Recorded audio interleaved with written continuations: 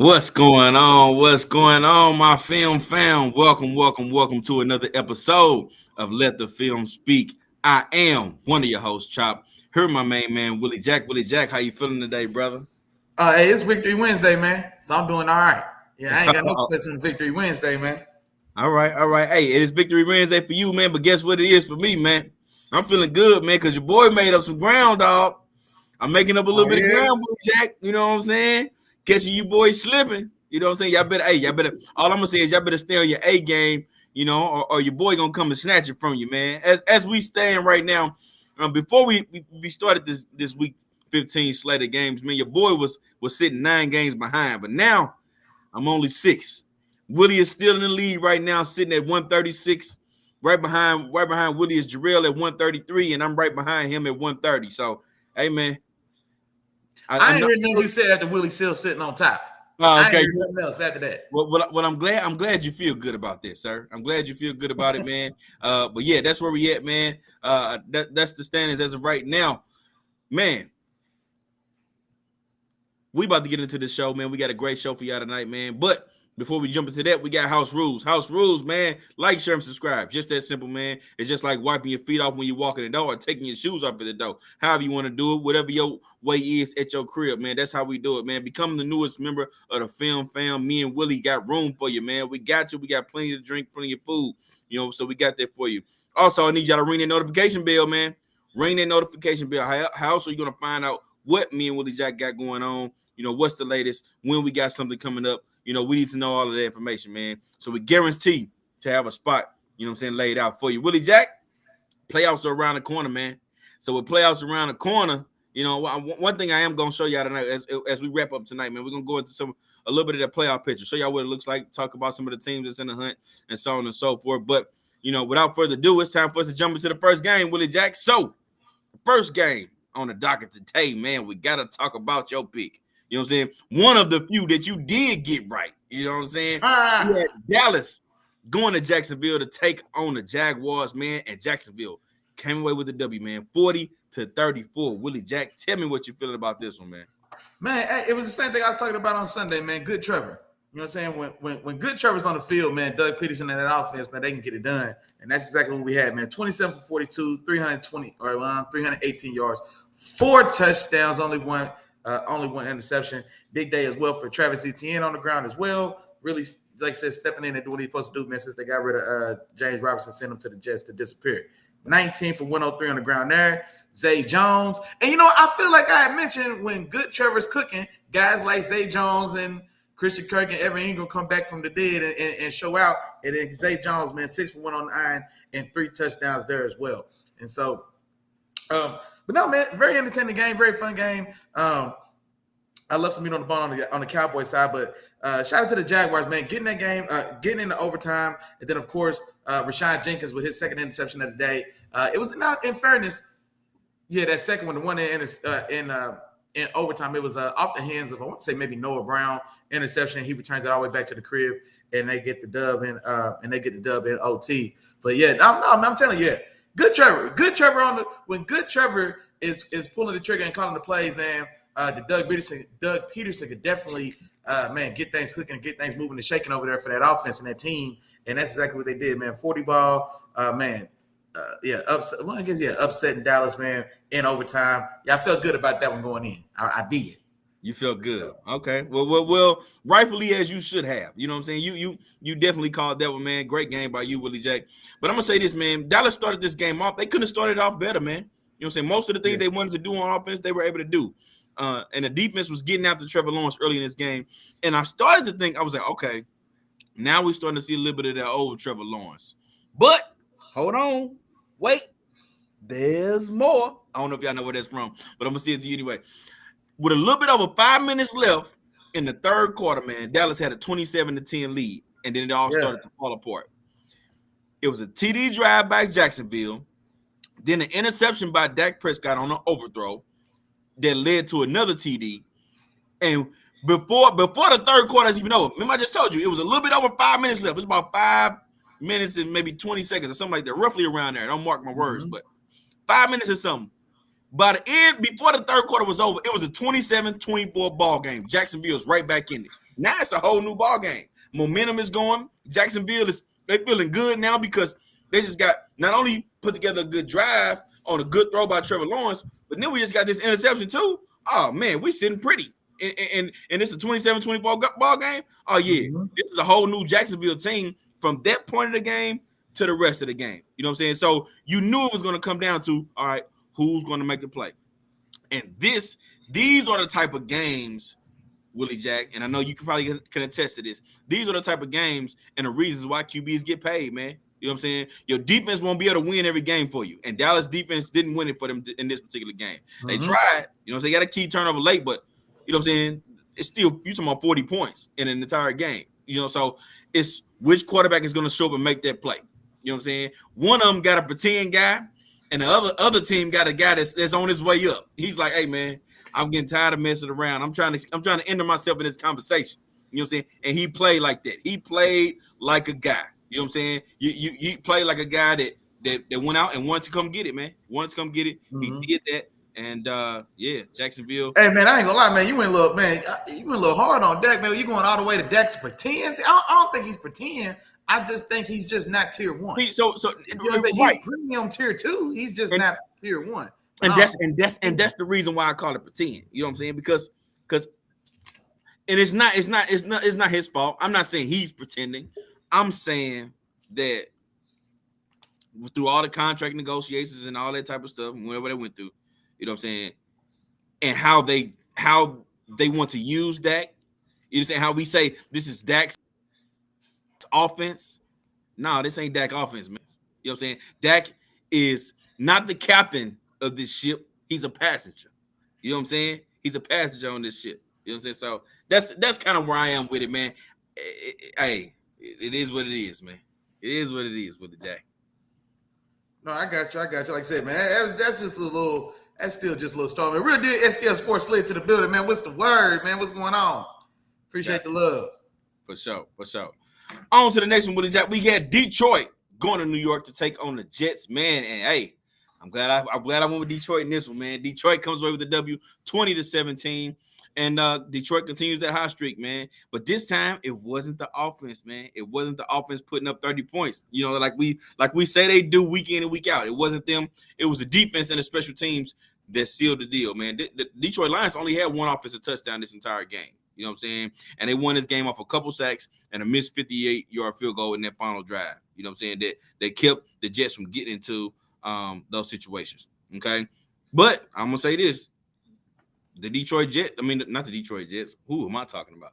The Jets did their part, man. The Jets did their part. You know what I'm saying? It was the offense that wasn't able to consistently move the ball to get the job done that probably cost them in this particular game. You know what I'm saying? The run game wasn't there. And although Zach Wilson threw for over 300 yards, he was barely over 50%, you know what I'm saying, as far as completion percentage. So it was a lot left out there on that field for the Jets. You know what I'm saying? They could have played a little bit better, of course, you know, coming away with the loss. But, man, kudos to the Lions, man. They continue to shut down the run, and they continue to find a way. So they're going to come away with the W in this from 2017. No, for sure. This is another one, man, I feel good about, man, taking the Lions to get this done.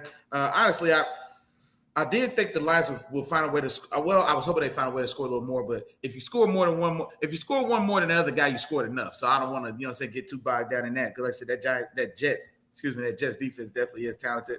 But yeah, no, like you said, man, did what it takes to have to get it done, man, and continue their hot streak, man. The Detroit Lions are the hot streak. How many times have we ever said that in history?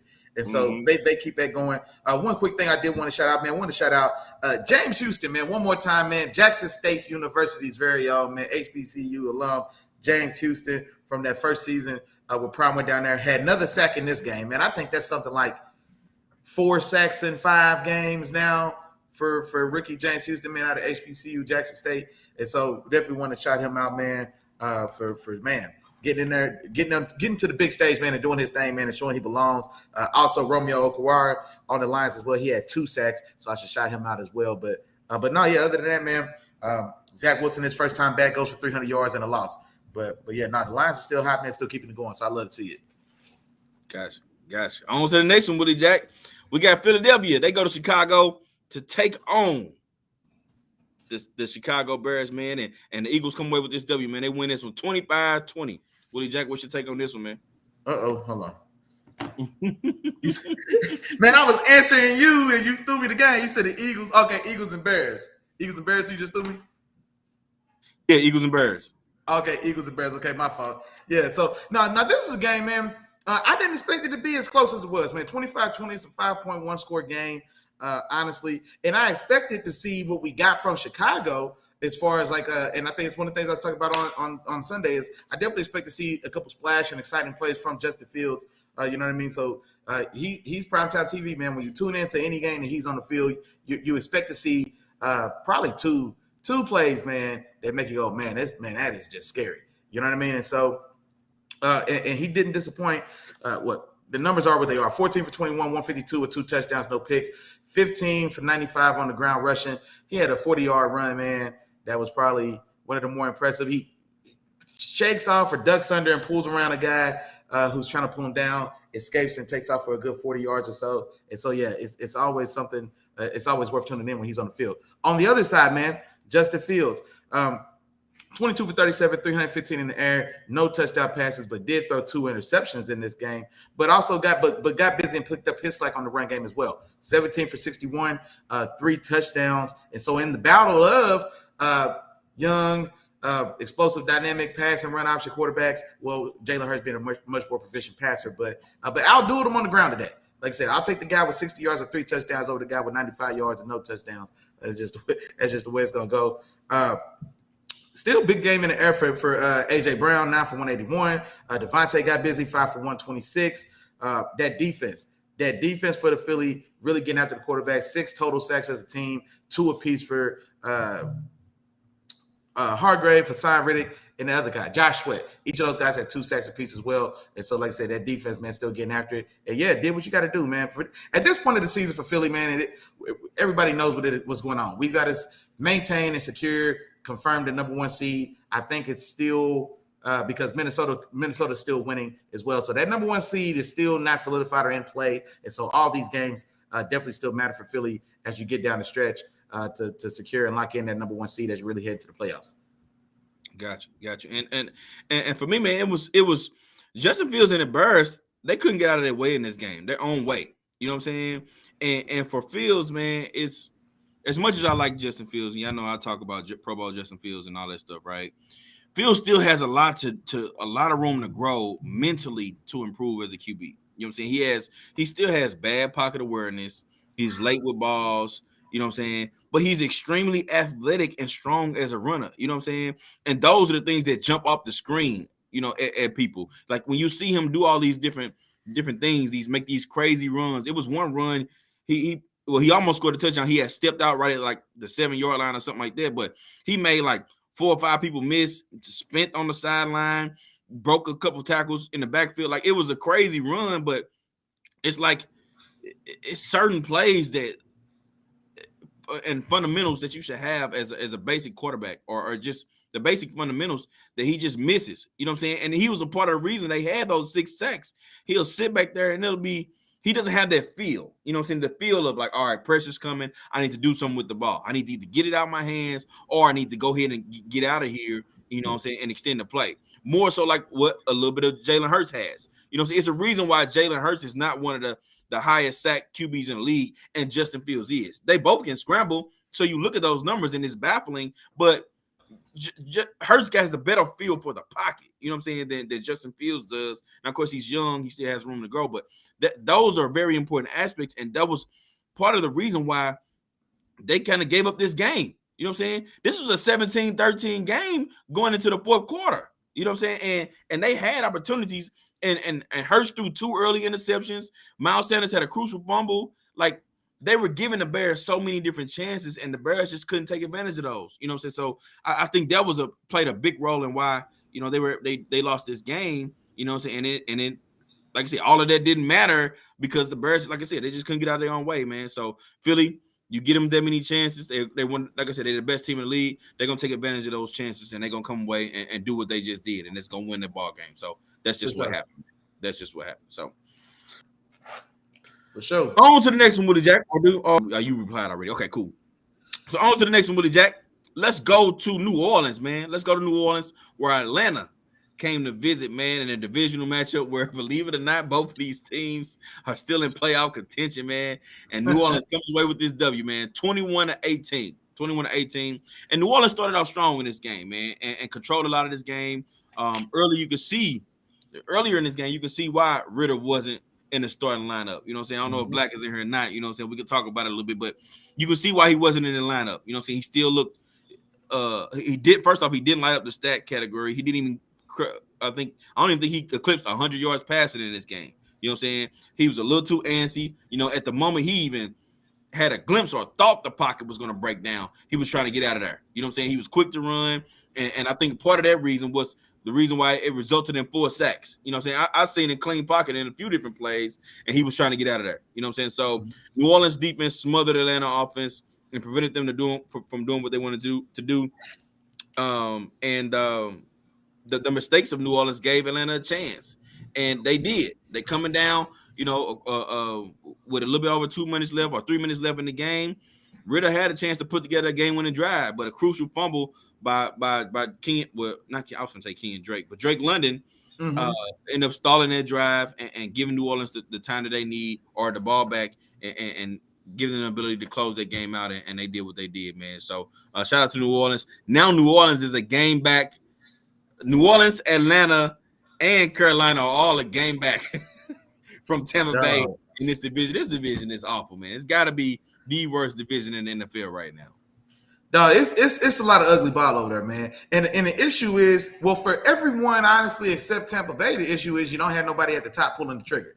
And so Atlanta, of course, Carolina, we've seen the woes they've went through. The Saints in New Orleans no better. And like I said, I mean, Tampa Bay still got Tom Brady, but man, it's not the same time, and it's not the same team around them. Even though the names, we all recognize those names still, but yeah, man, just the quality of play drastically different this year over year. But other than that, man, I'm not gonna spend too much time on this one, man. I went with Atlanta, not in the upset, but more so. I don't know, man. I just had a feeling going to the game, but yeah, just like you said, man, just Ritter, and it's no knock against Ritter. A third-round rookie that came in from Cincinnati, so it's not a Power 5 school as well anyway. Definitely had a lot of warts in his film. And so, like I said, he did what honestly I expected he would do. Now, the sad thing about this is his performance at the end of the day wasn't far off of what they've been getting from Mariota. The only difference is he's probably about 50 yards short. 13 for 26 for 97 yards, 6 rushes for 38 yards. That honestly could have been the Mariota stat line if maybe that number of passing was closer to 142. And maybe if the rushing had another 15 yards on it, that'd have been identical to the production you've been getting from Mariota.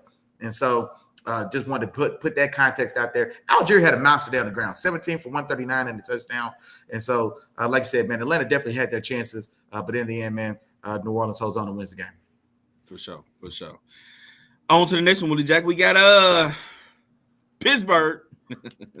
Got to talk about your boys, Willie Jack. We have Pittsburgh going to Carolina to take on the Panthers. They come away with this W, man, 24-16. Willie Jack, talk about your boys, man. Brag on them. Hey, Brag man. on them for a minute, man. Hey, Brag man. on them for a minute, dog. The season is what it is, man. But it's still a victory Wednesday, so it still feels good, man. Mitchell Trubisky went out, man, and didn't turn the ball over. So that's all we want, man. It's all he wants, especially coming into a game where last week he threw 3 interceptions. All of them occurred in the end zone. Whatever, it's all good. 17 for 22 for 179. Najee, decent game on the ground, 24 for 86 and a touchdown. Deontay Johnson, 10 for 98, so just under 100 yards there. TJ got back sacking, man, finally. So 4 sacks as a defense. Cam had 1.5. Cam Hayward. TJ also had 1.5. Who had our last sack? I think Alex Highsmith had a sack as well. So the defense was flying around, really held their run game in check. Man, I think between Deontay Foreman, Hubbard, I think both those guys have like 20 yards combined rushing. So really shut that down and did what we had to do to win the game, man. So playoffs, it is what it is. But we can still get the 9 wins, man. We can still keep Mike T in the good, man. We can still keep Mike T in the green, man. Keep them out the losing, keep the 9 losing season streak alive, man. And I'm here for it, man. So I'm not worried about the difference between pick number 20 and pick number 16, realistically. You know what I'm saying? I'd rather have those 9 wins than maybe pick 16 versus pick 20. You know what I mean? So That's where I'm at with that. So yeah, man. Hopefully we finish it on out, man, and keep Ice-T record in check. For sure. And to me, man, that game came down to that Mike Tomlin coaching, man. Mike Tomlin coaching, and you guys as big players making the big plays when they count it. You know what I'm saying? Especially Deontay Johnson. We haven't heard a lot of Deontay Johnson all year, man. But he had a big one. He had a nice game, man. It was almost like every possession he was making a big catch. You know what I'm saying? To move the chains. You know, he was cooking, but he was cooking, buddy. They had on him. Yeah, they had J.C. Horn on George Pickens the whole game, and the other buddy got cooked. Yeah. All day. Yeah. Whoever the other guy was, you know what I'm saying? We're gonna do you a favor and we're gonna not say your name. Just so ain't nobody talking bad about you. Yeah, we're gonna do you a favor.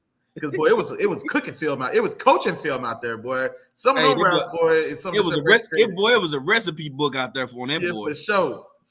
So yeah, buddy was out there getting his lunch took, and it became so obvious to the parent he was getting picked on. It was just, bro. That's one thing I can say that I've never experienced. Like playing like on the line or playing linebacker, but at corner, when you out there on that island, bro, and it's going, bro, I can tell you about it. That's what I was gonna say, man. I can't imagine how it feel with every snap he know they coming at him, and he know there's nothing he can do, bro. As members of the film family, y'all deserve to know a little bit more about me and Willie Jack, and I played a little bit of corner in my time. You know what I'm saying? Yeah. And I would like to think I was a solid corner. You know what I'm saying? A pretty good corner. Would you think so, Willie Jack? Would you say my dog was solid? Yeah, my dog was solid. I would think I was about 6 foot. You know, I get y'all a draft profile a little later on. Hey, so I was a pretty solid corner, but it was one game against Benedictine. Yeah. Benedictine. And your boy had a rough one, man. Your boy had a rough one. They had two guys on their team. One was about 6'5", the other one was about 6'3".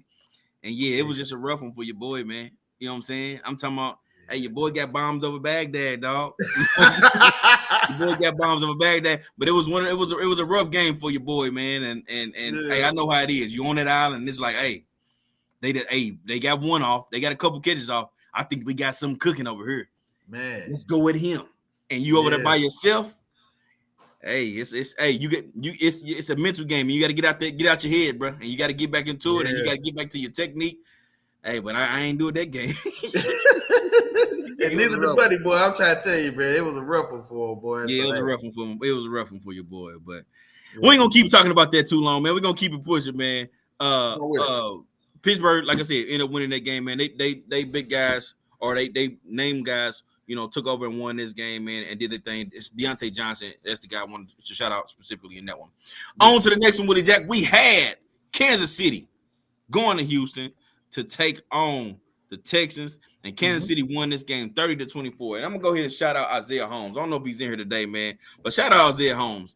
Okay. Because he was the one that specifically said, as soon as we started talking about this game, he said that Houston was on the upset alert. You know what I'm saying? This could be an upset game. And it looked like it was gonna be some trouble.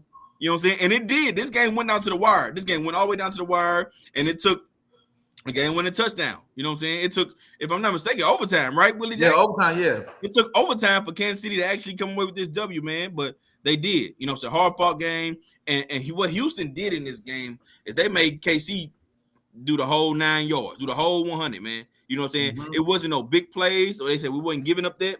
You're going to have to methodically take your time and drive this ball all the way down the field without making no mistakes against us if you want to beat us.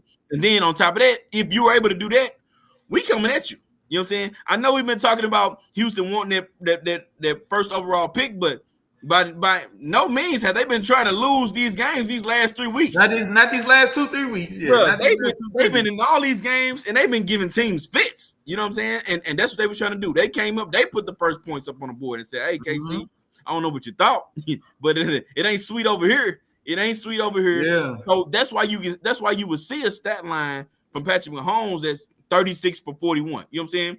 36 of 41. He completed 36 passes of 41. That percentage, first off, is a very good percentage.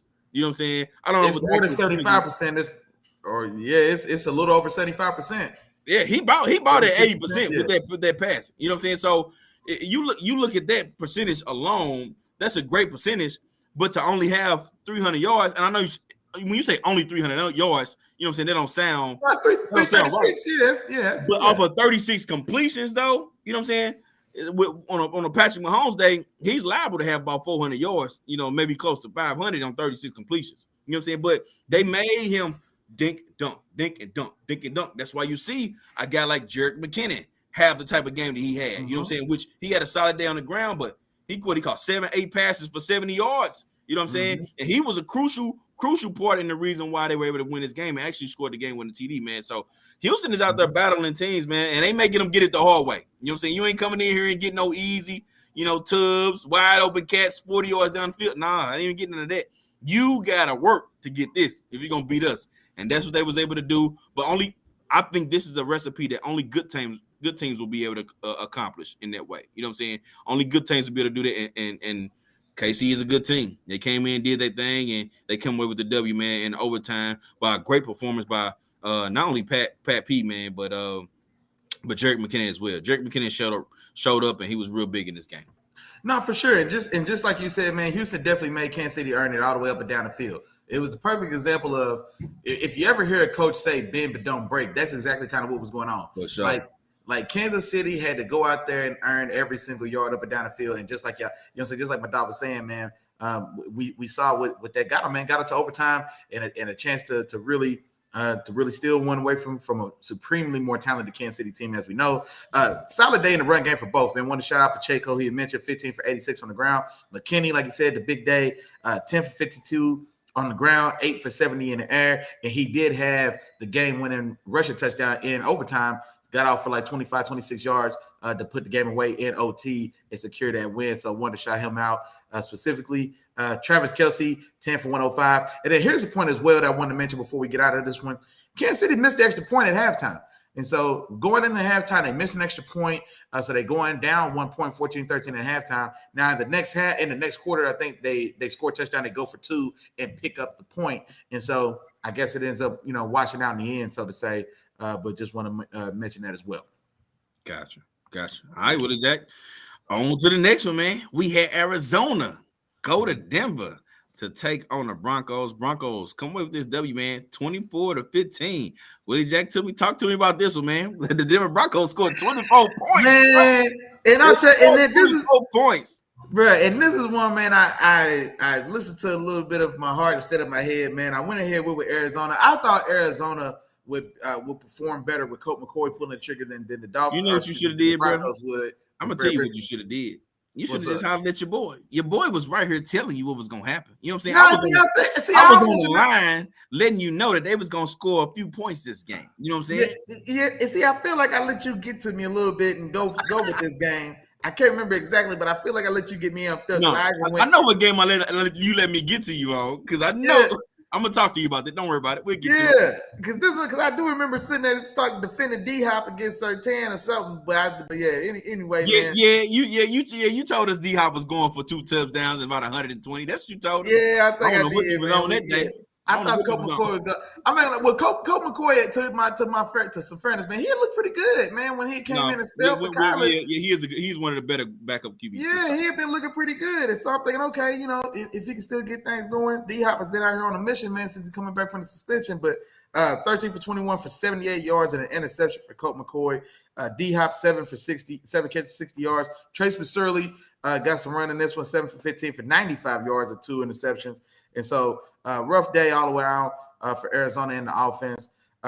J.J. Watt, man, blast from the past, man. 3 sacks for J.J. in this game. Woo! So, the boy was getting busy, wasn't he? Boy was getting busy, man. It was good to see for J.J., man. So Arizona 7 sacks as a team.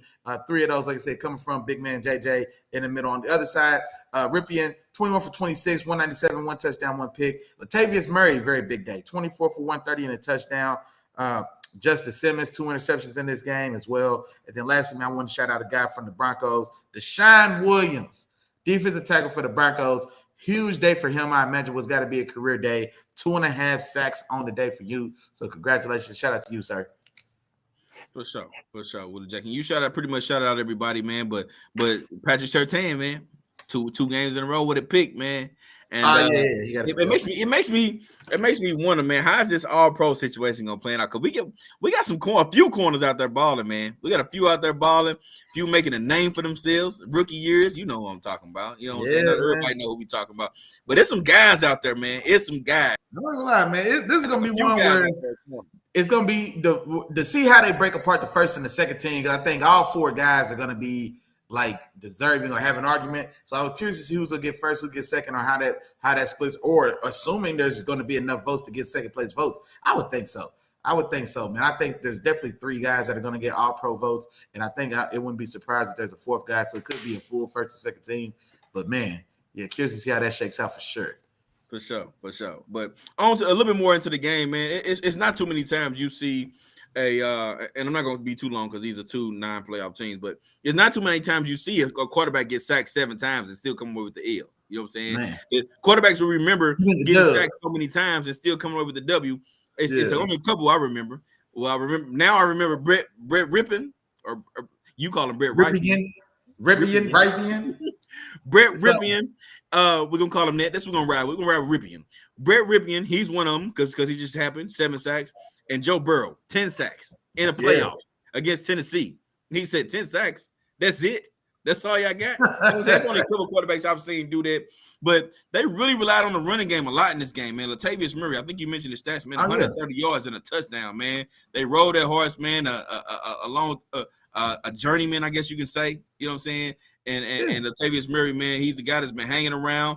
And yeah, man, he carried the team to victory today, man. He did that. The defense did what they normally do. Yeah, and that was enough, man. That was the recipe to get the job done, you know, against this struggling Arizona team with battling injuries and, you know, things like that. So they come away with it. But Willie Jack, I think it's about that time for you to let them know, man. I think it's about time you talk to them, let them know, pay some of these bills, man. You know, that way we can move on to the second half. Because we can't move on if we don't pay no bills, bro. We can't. Hey, you know what's going on, man? Today's episode of Let the Field Speak, brought to you by the Hansel Brothers, Chop Willie Jack of Let the Field Speak and Associated Family. Hey, we appreciate everybody rocking with us, man. Today's episode is brought to you by our dogs, man, the long-standing stalwarts of the program, man. The people that kept the lights on and believed in us from the very, very beginning. We couldn't be here without you. That's the Three Amigos, man. Y'all know what's going on, man. That's like that, share, to subscribe. That's the Three Amigos. That's a 3-piece spicy. That's 3 the hard way. You cannot go wrong without it. Now, I tell y'all every week, so y'all can say it with me if you want to. It's Three Amigos, Playboy, but it's a 4-part process. Now, step number 1, tap in with Three Amigos, man. Be respectful, man. Tap in with Three Amigos. That's like, share, subscribe. Step 2, tell a friend, man. Tell a friend. I can't get over this part right here. Tell a friend, man, because you got to tell a friend in order for your friend to tell a friend. You got to tell that first friend before your friend's friend can tell his friend to bring one more, because you know we need 4 now, because it ain't no fun if everybody don't get none, man. Step number 1, tap in with Three Amigos, man. Chop right tell you what to do. You come in, you ring the bell, you come in, you speak, you introduce yourself. What's going on, Playboy? Hey, what's going on, man? Y'all done made it up, talk to the penthouse. Boy, it's nice to hear, boy. Y'all wasn't lying, man. Hey, shout out to Three Amigos, man. I appreciate y'all. It's cool to bring my homeboy. Man, come on. Man, you can get everybody in. You feel me? Come on, man. Come up here and chill, with your dogs, man. Wednesdays at 7 o'clock. Holla at Three Amigos, man. You cannot go wrong, man. We appreciate all the love, support, as always. And now back to the regularly scheduled programming. Gotcha. Well, all right, Willie Jack, let's move on to the next one then. Let's spice it up a little bit, man. Let's go into some controversy because I had an issue, man. I had an issue with this one. What we got? New England at Las Vegas. New England goes to Las Vegas and they come away with an L with a final score of 30-24. And if anybody saw highlights, paid attention to the games, watched ESPN, you saw what was going on or what happened at the end of this game. So we're going to talk about it in just a second. Let me break this game down first, man. All right. Both teams are in the position that they're in for a reason, right? We know what Patriots do. Patriots, they will run the ball, you know what I'm saying, and they're going to be consistent on defense. You know, they top 10 and rushing yards per game, passing yards per game, and points given up per game. Like, they're top 10. They're not top 5 in any of those categories, but they're top 10 in all of them. You know what I'm saying? Mm-hmm. Below average, you know what I'm saying, in the categories on offense. The Raiders, on the other hand, are almost the complete opposite.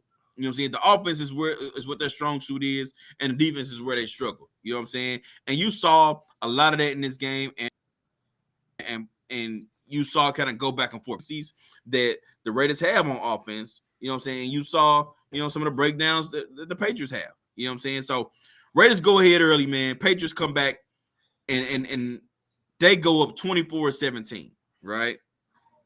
Raiders hit a big play with about 32 seconds left in the game to tie the game.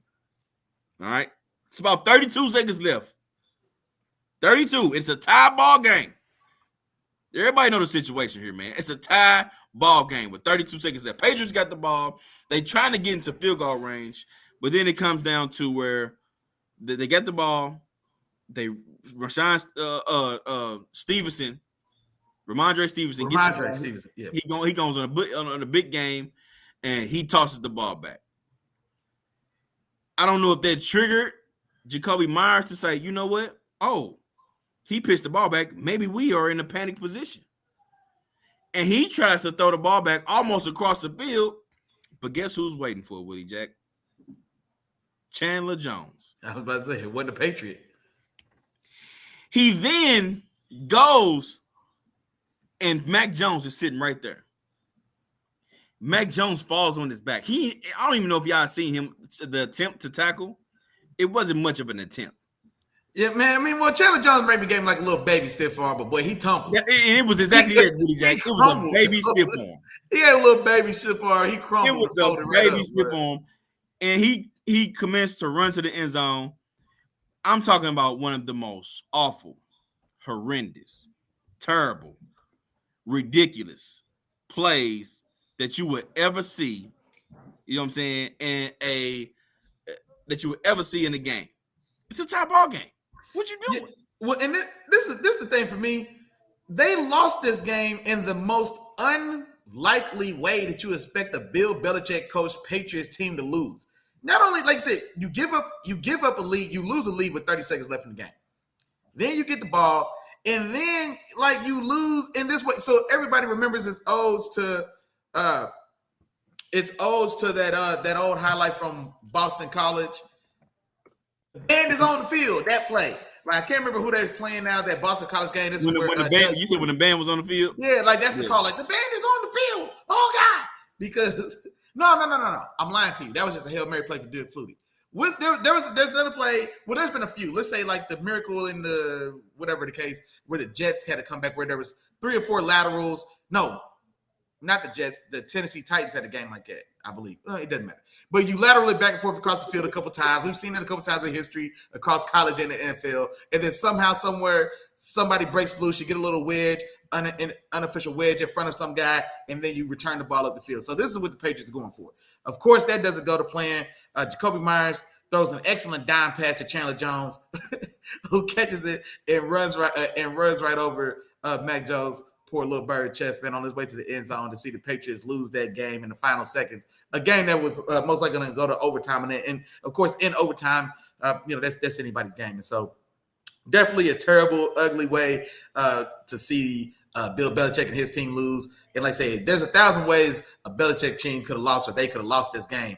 But that wasn't one of the ones that I'd imagine I see a Patriots team lose, like I said, with Big Bad Bill still calling plays over there or still running the team. So, terrible for them.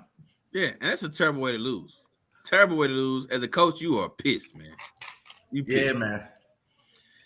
All right, man. Yeah, man. Yeah.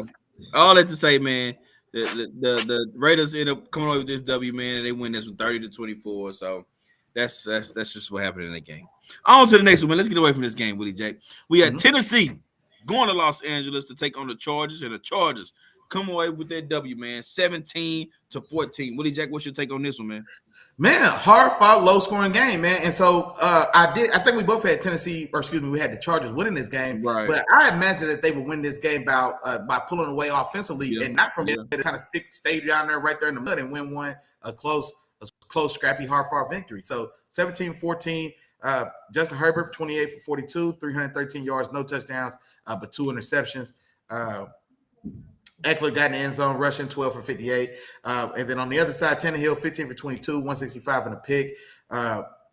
Malik Willis comes in this game. I think when Tannehill went down, it was a knee or ankle injury. I think that got re-aggravated when he comes out. Ankle. It was an ankle. There we go. Yeah, Malik Willis comes in for a little spot spell check.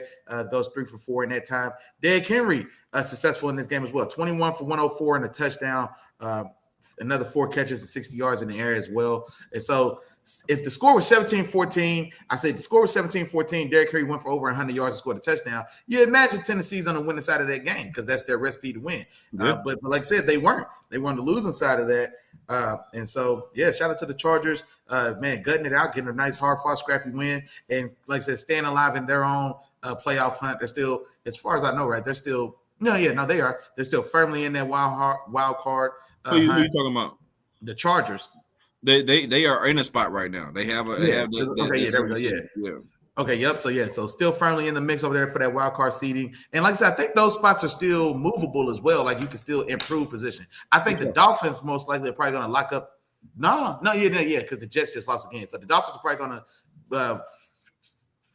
No, all that. It's still a lot of because the Bengals and the Ravens. And so so all those seats are still in flux. So it's still musical chairs over there. So 5, 6, and 7 are still yet to be finalized. And so they're in that 7th seed right now, I think Chop just said. And like I said, so getting 5 or 6 isn't out of the question yet. So like I said, they're putting it together quietly and like I said, giving themselves a real chance to still make a run at this thing. Who's that? Thomas Dixon in this thing, man. What's going on, man? I guess he's a Chargers fan, man. So shout out to you, big dog. And yeah, I got a big victory. He said, yeah, they got a spot for sure. For sure. Yeah. Shout out to you, bro. Appreciate you for checking in, man. Anybody else that's still in here, man, touch base, touchdown, man. Check in with us, man. Oh, and here you go. Here you go. Spicy. Here you go. I in this thing. Oh, yeah, there you go. Hey, go ahead and get into it, y'all. Hey, we can definitely talk about this game, man. Definitely talk about it. So, look, here's the thing, man. This game actually panned out similar to my thoughts. You know what I'm saying? Now, I do, like you, felt like it was going to be a little bit more points scored in this game. But it wasn't as clean of a game by your boy, Justin Herbert, Isaiah. You know what I'm saying?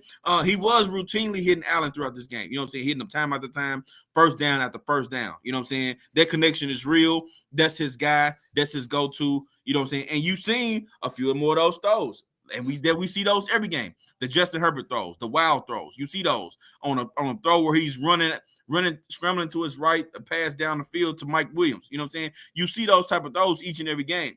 You know what I'm saying? But it still wasn't as clean of a game. You know what I'm saying? But the game-winning drive. He came down to the game-winning drive, and he put something together, and he did what he needs to do. You know what I'm saying? So they were able to come and take care of business, man. Come take care of business. And for Tennessee, man, being one-dimensional, it hurts in these type of games. You know, you can't be one-dimensional. Henry did run well in this game, as expected. You know what I'm saying? That the Chargers defense, you know, hasn't been that solid when it comes to run defenses. But Tennessee was able to run the ball, but they weren't able to do much else. You know what I'm saying? That was it. You know, and Chargers did what they were supposed to do to hold Tennessee to 14 points. And if you're the Chargers team, you're supposed to be able to put up more than 14 points. And they did that, put up 17, came up with this W. Now they got that 7th spot where they want to, well, not where they want to be, but you know what I'm saying? They fought up, you know, from the ground and they up and they in the playoff spot right now, man. So kudos to the Chargers, man, for taking care of business and doing their thing, man. And you know, and taking care of business. So that's just what it is. But that's TJ, man. That's TJ. It's Rams, bro. It is Rams, bro. Horns up. Yeah, that's what he just said. Yeah. Horns up, dog.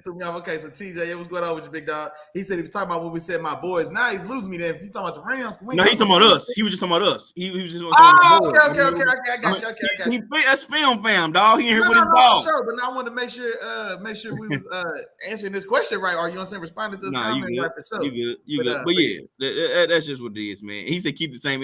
I still feel the same about Staley, man. And that's what I was gonna say, man. The thing about Staley was, and I know Chop went over good and bad justice, but the thing about Staley is it's been his decision making more so in like key or critical times or points in the game, and being on the wrong side of overly aggressive decision making. You know what I'm saying? In aspects that field can directly be pointed to as saying maybe cost them a win or two. Even in this game, I think I even reached out to Chop and messaged them. They went for it a 4th and 2 on their own. It was on their own side of the field for sure, but I think it was like first quarter, early in the game, maybe like on their own 35, right around the 40, they go for 42. And they get it. They keep it going and go down and score. I think it was a field goal on this drive because I'm assuming because the points were so here's how I describe Staley, right? This is how I feel about Staley, right? You got refs, right? And for refs, if you're a player, if you're a coach, if you're a fan, you want the refs to officiate the game, but you don't want them to control the game, if that makes sense. Don't go out there overly making calls just because you're a ref, you know what I'm saying, abusing, your power as a referee. This is wait. Where you going with that? Yeah. Check me out. Don't go out there overly, making calls or calling penalties on things that shouldn't be penalties just because you want control of the game. It's almost like those referees that get overly emotional because a player is emotional, he mad about a call or whatever, and you throw an extra penalty, or you call in basketball a technical foul, so all those type of things just because you want to control the game. Okay.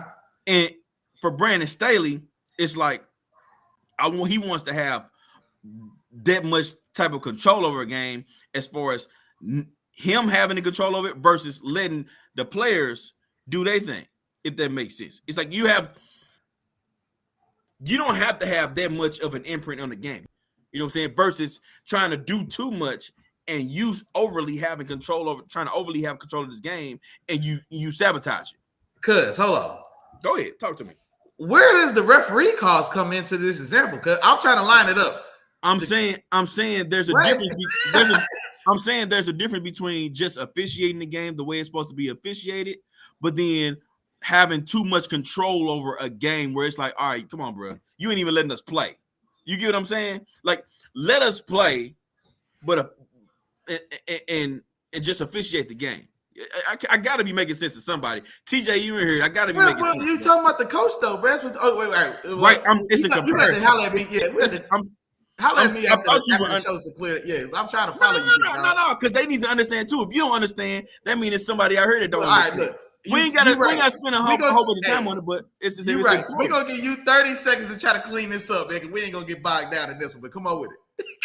Because I'm trying to follow you. I'm like, wait, the referees calls for the reason I brought up the referees is because I thought it would be an easier comparison to understand. But essentially what I'm saying is, and what did Isaiah say? 6 seed and no Staley empowers players to a fault. I don't know if that makes sense. I don't know if he's trying to say what I'm saying, but I mean, you might have to explain that a little bit more, Isaiah. Explain that a little bit more. I think what Isaiah is saying is that Staley empowers the players to a fault, and maybe that's what he's getting at. Or maybe when we were talking about like his over aggressiveness in certain situations, or what could be seen as over aggressiveness in hindsight, of course, when it doesn't go wrong, when it doesn't go right. You know what I'm saying? So his over aggressiveness as far as in play calling, like maybe like when it is 4th and 6 on your own 25 and going for it there, if he's like over empowering the players as far as like if the players are amped and want to go for it, and the coach maybe not like tempering it down, like, nah, that's just not a smart time to do it. If that's what he's getting at. And so I think that's what he said right there, like over empowering players in that way. And to me, that's what I'm trying to explain. Yeah, I don't know if I'm not probably not making as much sense to people, but that's what I'm trying to explain. It's like by you making a decision and putting your players in that position, you are overly inserting yourself into the game where you don't need to overly insert yourself. You know what I'm saying? You just don't, in my opinion. That's kind of how I view it. That's kind of how that's why I'm okay. I got you. But okay. I just wasn't follow. I think I wasn't following when he was using the referees because I was like, I thought that the referee people understand the referees, and with us being former players and things like that, I thought we would understand it. That's my fault. My bad if y'all didn't understand it. Yeah, my fault. Okay. I got you. Yeah, my fault, bro. I was trying to find that one, bro. I was lost. I was like, man, hold on, man. Isaiah, you missed it, man. We gave you your kudos, man. You talked about Houston with that possibly been an upset game. We talked about you a little bit in here, man. You missed it. You got to go back and check us out, man. Share the video, check us out. You definitely did say upset alert on that Texas game for sure. He definitely said upset alert. Even though they didn't come away with it, man, it was a lot more competitive than I thought. On to the next one, man. And another one that Isaiah actually talked about, we had Cincinnati going to Tampa Bay to take on the Bucks. Cincinnati won this game 34-23, man. 34-23. Tampa Bay started this game off with a sense of urgency, man. A sense of urgency. They got an early interception in this game, and then Tom Brady commenced to going to work, man. He wants to go to work, end up with over 300 yards and 3 touchdowns. You know, but only the second time this season. You know what I'm saying? Mm-hmm. Only the second time throughout this entire season.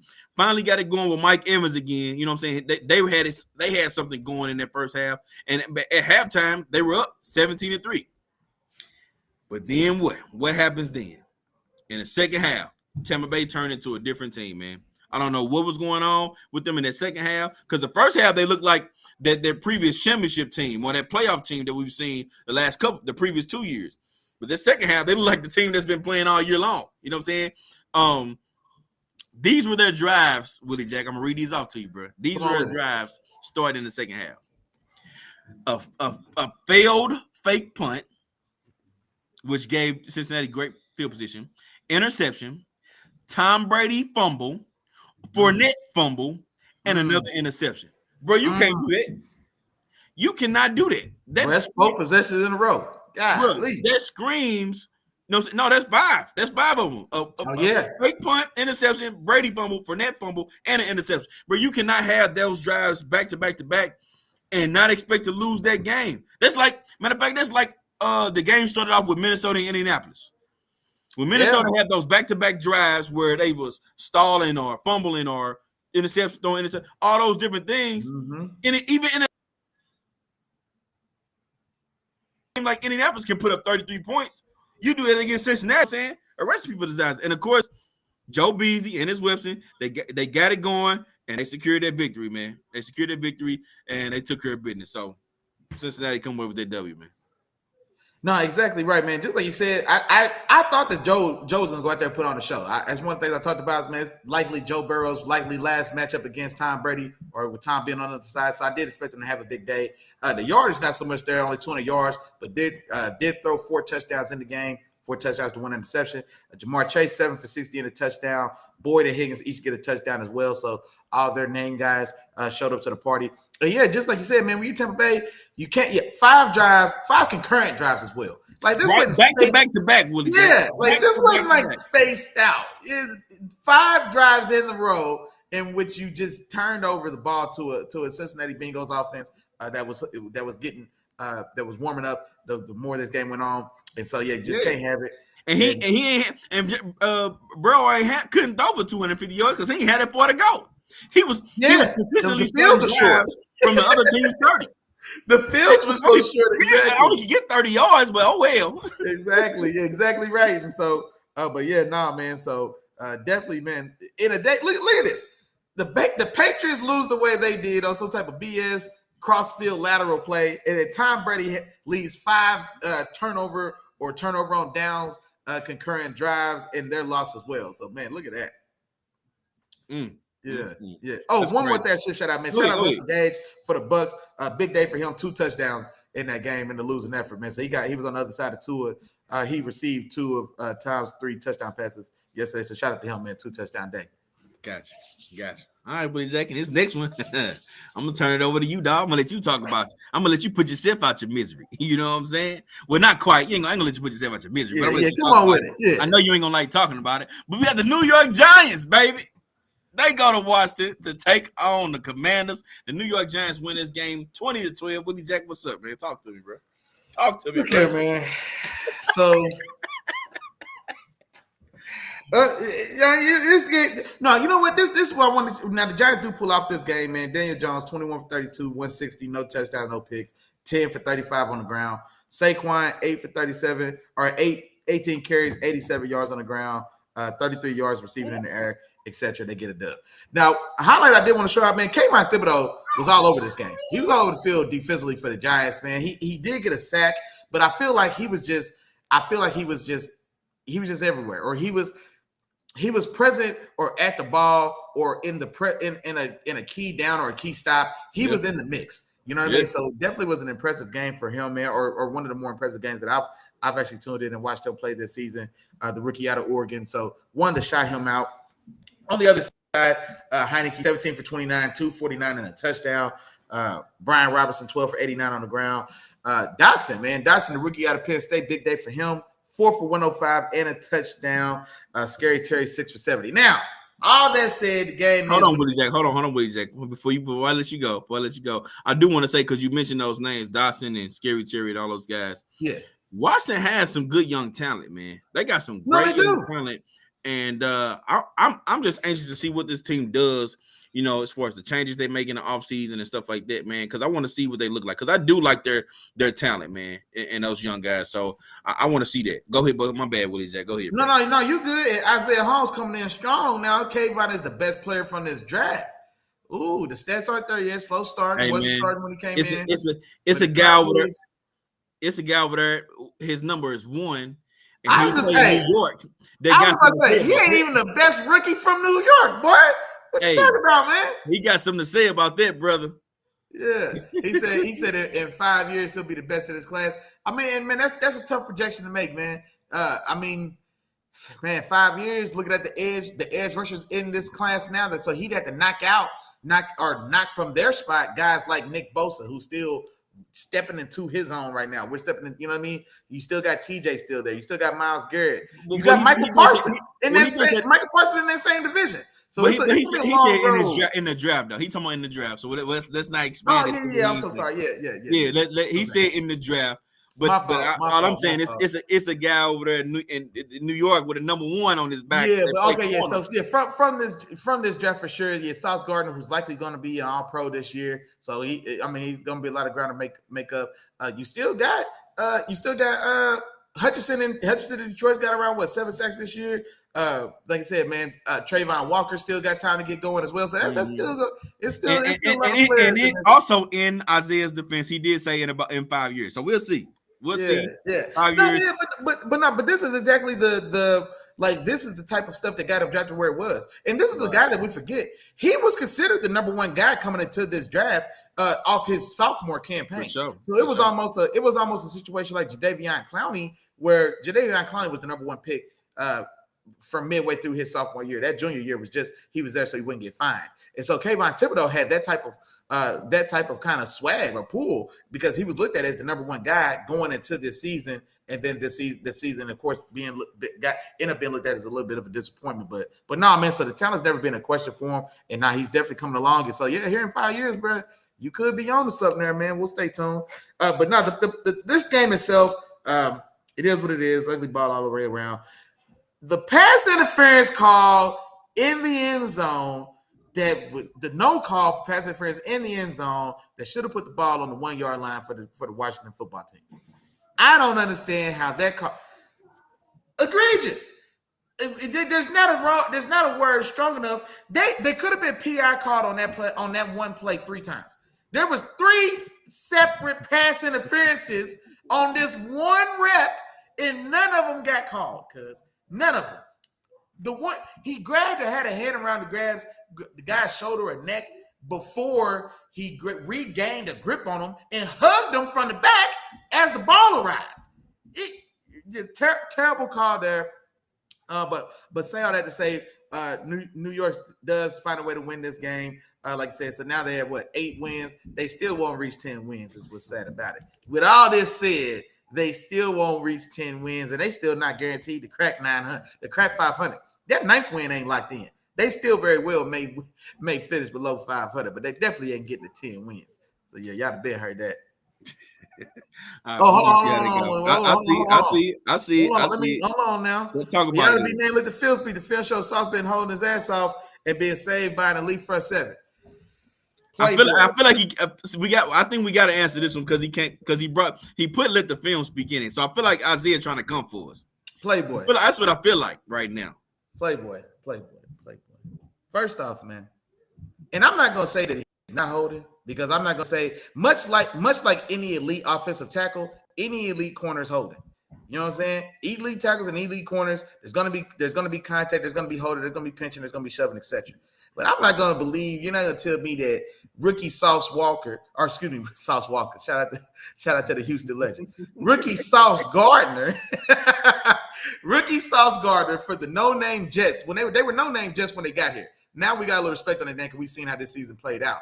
But he wasn't coming in here and getting calls. He didn't have any stripes. He didn't have any veteran pool. He's not a name to these referees when he gets on the field.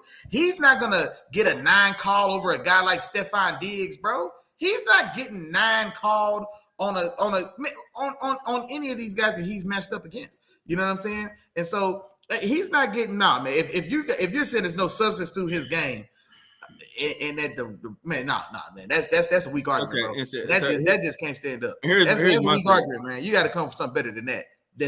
His game is based on referees across 15 different stadiums in 15 different weeks refuse to blow the whistle on him. Come on, dog.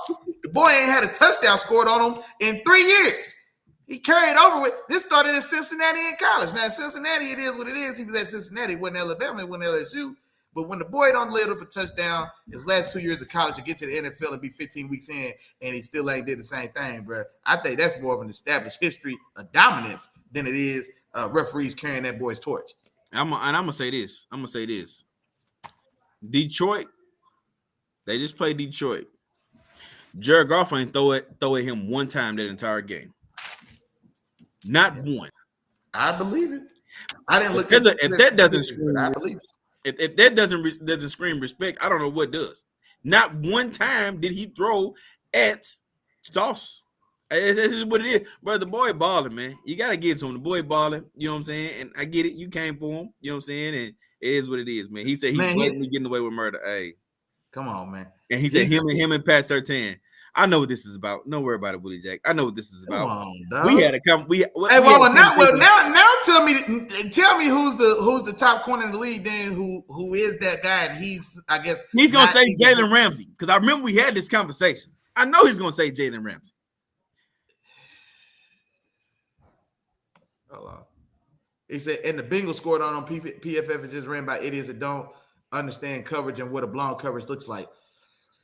Man, I'm gonna need to see the rep you're talking about, man. I'm gonna need to see the rep because, like I said, just like you said, man, depending on what coverage it was, I mean, like I said, if it's soft too and it looks like he's bailing or giving cushion or following or trailing, then he pulls off of something that goes over the top of him. I mean, that's still, I mean, yeah, I don't know, man. I'll have to find that rep specifically. Like I said, if PFF chalked it up to a blown coverage as opposed to a touchdown, I guess that he surrendered.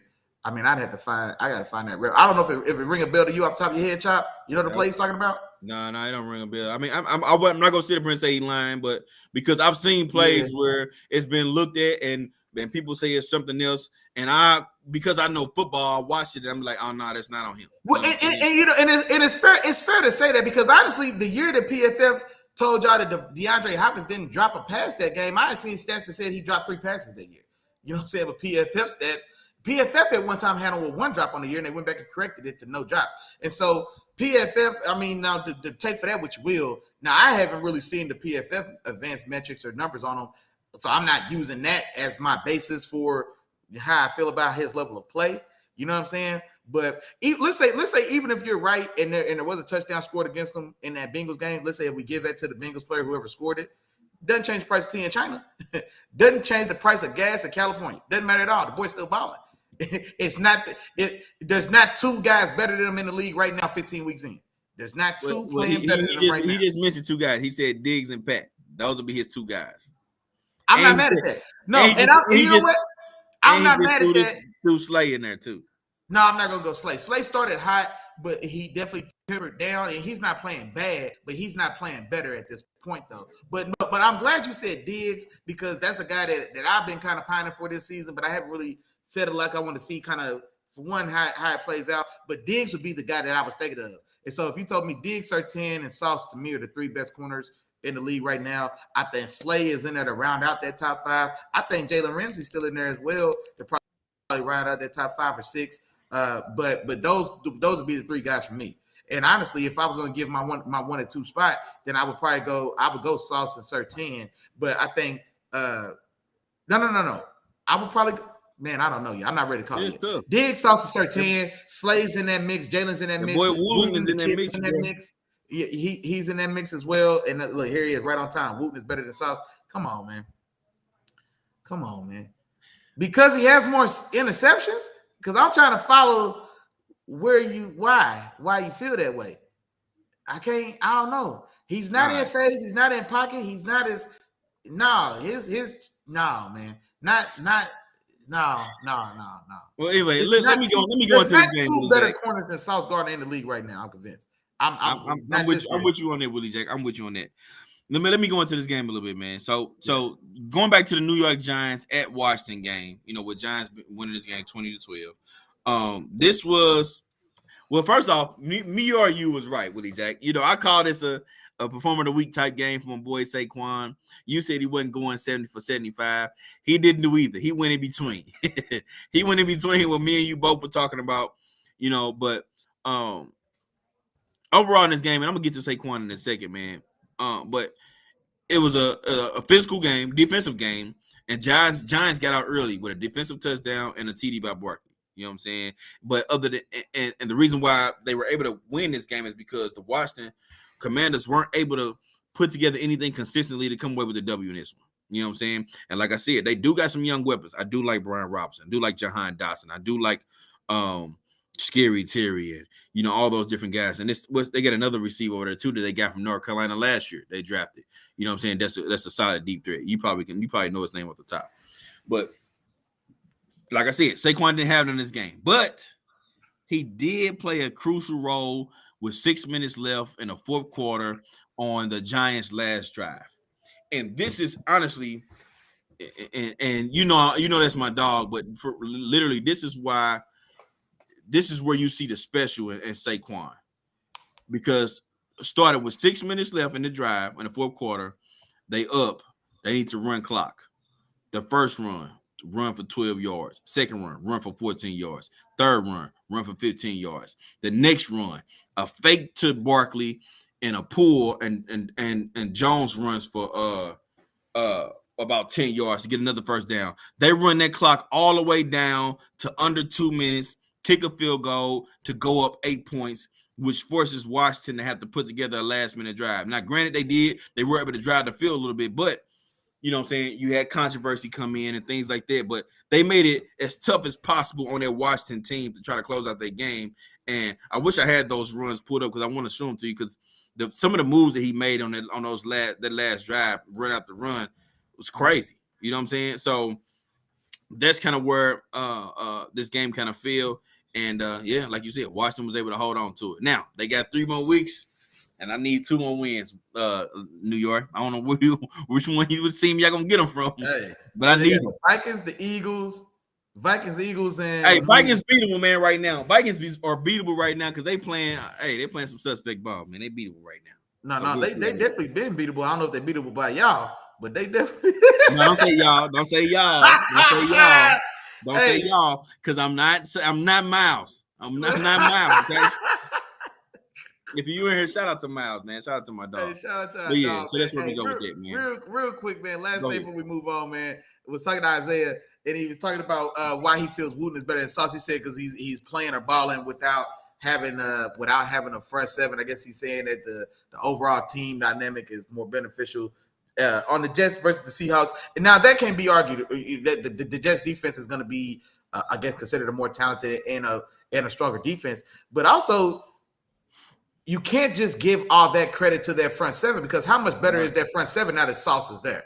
You know what I'm saying? Like they didn't make any major additions to their front seven. They drafted the Johnson kid out of Florida State, who hasn't been a regular starter. He's been a rotational guy. You still got Quentin Williams. You still got Quentin Williams' brother and C.J. Mosley at at linebacker. Excuse me, Quentin Williams at D tackle. You've still got Mays, Rabin, and that defense. By and large, the biggest change to that defense is Sauce Gardner, and then him probably being the final piece to help get that defense to where it is. Because this the same defense that was solid and aggressive, but they weren't dominant and they weren't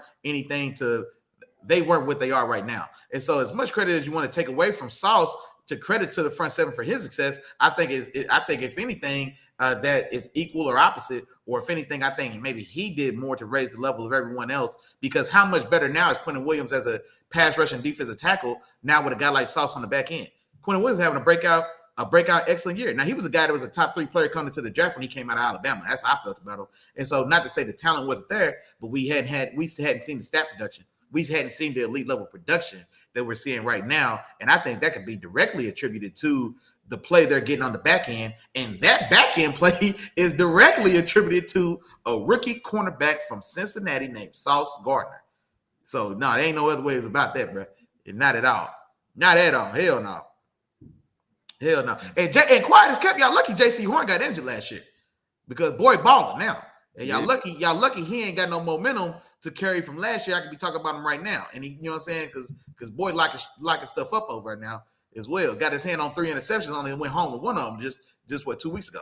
You know what I'm saying? So boy been balling. So hey boy, it's a very exciting time. I like the way JC Horn look right now. JC Horn looking real good, man. He looking I can't wait, man. I can't wait to see. But and you know the thing with JC Horn in comparison to Sauce, in comparison to Pat, JC Horn is more athletic than those guys. You know what I'm saying? He's faster. He can jump. He's more agile. Like he's more explosive for sure. I think he's more explosive. He is more explosive. Like he has those things going for him. You know, on top of his just natural talent. You know what I'm saying? So I like watching JC Horn. On to the last game, Willie Jack. This Monday night game, man, where we had the Los Angeles Rams go to Green Bay to take on the Packers. Packers win this game 24-12. And I think this is the one, Willie Jack, where I kind of got in your head a little bit. You know what I'm saying? Because I told everybody Willie Jack was going to text me. But I know my dog. His pride, he got too much pride. After I done said that, I knew he wasn't going to text me now. And I sure thought about it too. Like, man, nah, man, let it go. He had to stick with it. He had to stick with the Rams pick once he picked the Rams. You know what I'm saying? So he had to go with it. And that's why I called him out, because I needed that extra game. You know what I'm saying? And like I said, Green Bay came away with the W. And here we go, man. Let's talk about this, man. Let's talk. And I'm gonna ask you this really right now. Can we stop this big bake talk, please, sir? Can we stop it, man? Come on, man. He's 1-1, man. He's 1-1. He still got a chance, man. Hey, if he'd have found a way to win this one, man, with the stragglers and the B team players y'all got on that roster right now. Hey, we not gonna waste no airtime talking about if. About if. You so right. About you if, so man. Right. We're not gonna waste no talk about. Look, man, the guy threw for what, 111 yards, man. Come on. Yeah. Come on, man. Dog. Come on, dog. Come on, man. He might as well been throwing the guys named Jonathan Cooper and David Tolbert, man. You know what I'm saying? Like First off, if he'd had, you got my dogs messed up. First off, you got my dogs messed up. But no, man. Packers, man, come out. They take care of business, and this is what I said before the last 2 weeks were played. Man, they had Green Bay played. Who did they play last week? They played another bottom tier team, the Bears. Actually, they played the Bears last week, and they came out this week. I said this was 2 winnable games. And now look at the Green Bay Packers. They're in position to where they feel like they can really make a run at this. You know what I'm saying? And a lot of times this is all you need. And that's part of the reason why I feel like they weren't going to go with Jordan Love after that. You know, after the game where Aaron Rodgers went out and so on and so forth. So that's kind of where they at. They also get Romeo Doubs back. You know, so Romeo Doubs is healthy again. So Romeo Doubs, Chris and Watson, you know, you got Alan Lazard. So they got all their weapons back. Not to say that all their weapons are just that dangerous, but everybody's healthy again. So and Christian Watson, it seems like he's been improving throughout the season. So let's see how this team continues to look, and maybe they can put something together. You know what I mean? Aaron Jones is still running the ball well. AJ Dillon is really running the ball well too. You know what I'm saying? So this team can actually, you know, do something. They can actually make some noise. You know what I'm saying? But we just got to see how it works. You know what I'm saying? Because the NFC is not looking too rough right now. There's a lot of teams that are in and out of the playoffs. Washington still holds that last spot because can't nobody else get right. You know what I'm saying? Everybody else losing games. And I don't know how many times I got to say it. Man, I hate to see Tampa Bay with a 4 seed and a home field game. What is it? 7-10. Or 6-11, whatever they liable to finish at. That's just awful. You know what I'm saying? That's awful. And then you got the Dallas as the number 2, as the first wild card team with 11 or 12 wins. Yes. And I'm gonna tell you right now, bro, ain't nobody in Dallas, I don't care what they tell you, ain't nobody in Dallas gonna feel safe being a 5 seed on the road to go see Tom Brady in Tampa Bay in the playoffs. I don't care damn what they record looks like getting into that game. Tom Brady at home in a home playoff game is trouble for a number of teams. Dallas, Minnesota, there's a few teams that can't afford to blink too fast going on the way to Tampa Bay. Well, not Minnesota. I think Minnesota got the division already, so they got a home. Oh no, excuse me. Yeah. But it would be like a any one of those other teams. So it'd be Dallas. I guess either Dallas or Washington Giants, between one of them, Yeah, right? one of them. That'll Yeah. fall to the five. Most likely the Giants, though. Most likely. Nah, not at all. What you want? Oh, man, you silly, man. Willie Jack. But yeah, man, what's your take on this game, Willie Jack?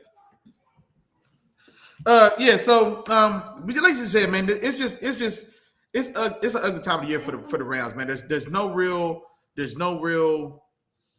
man. There's just nothing at all on the offensive side of the ball. So you got Baker Mayfield now 2 weeks or now a week and a half until it's time with the Rams. You've got Cam Akers, 12 for 65 rushing, 35 yards in the air. And so I think he got 100 yards total in this game. Leonard Floyd had 2 sacks. But yeah, just like you said, these 2 wins very winnable. As Green Bay finishes out this season, I don't know what their next 3 games are, but realistically, man, having a shot at one of those spots, what's their record now with these 2 wins? The Packers. The Packers are I just put it up too. Okay, so right now, and you know what, Willie Jack, I think this is perfect time to do. I'm just gonna go ahead and do it, Willie Jack. I'm gonna pull up this I'm gonna pull up the playoff bracket so everybody can see it, man. Let's pull up this playoff. I'm gonna pull up the bracket so everybody can see what's going on here. So okay, and then while you're doing that, I'll go ahead and get out of this, man. So Aaron Jones, man, 17 for 90 on the ground, 4 for 36 in the air with a touchdown. AJ Dillon, 2 rushing touchdowns in this one, and then that Green Bay defense, man, 5 sacks. Got the Preston Smith, man, leading the way, 2 of their 5 sacks as a team as well. And so, yeah, man, let's get to it, man. See how these playoffs. So as we speak, man, and start off. Since we're talking about the NFC, let's start in the NFC. As we speak, we got Philadelphia holding down the 1 seed. If they win this upcoming week, they clinch home field advantage throughout the playoffs.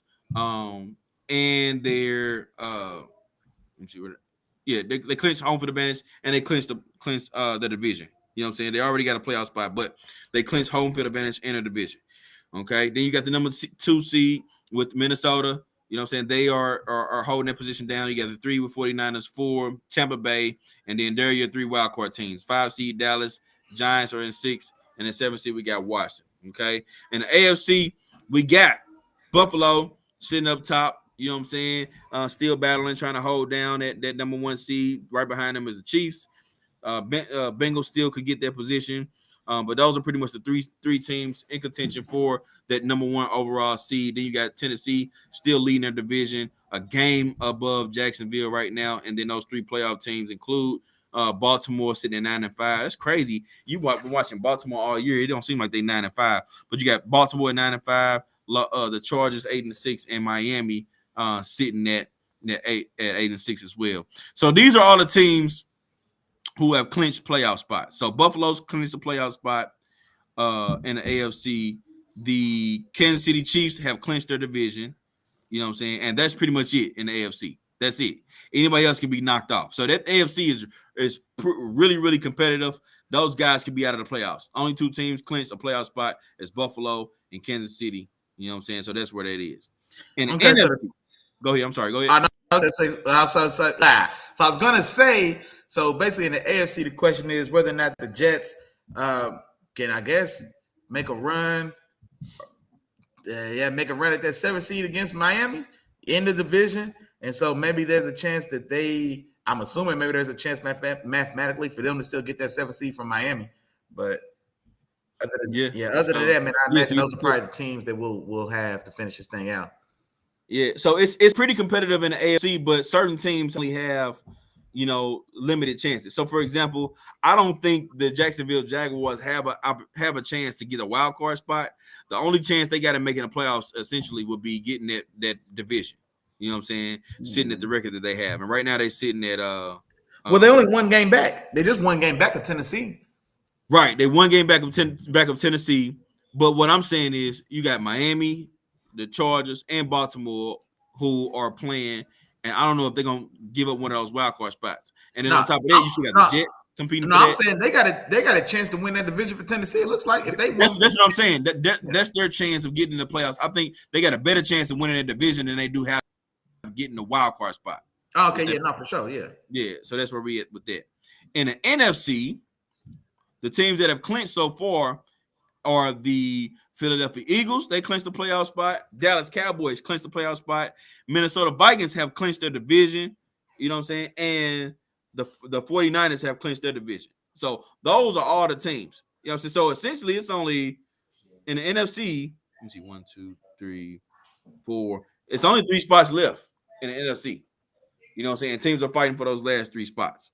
Yeah. So, And then it looks like now I guess do the Lions get one of these wild card spots from anybody in the NFC East? But do they make a real run and get one of those spots? And then who finishes out and holds on to the NFC South? And so those two open. And also, Seattle and the Lions. Do Seattle and the Lions make a push, man? I think they still.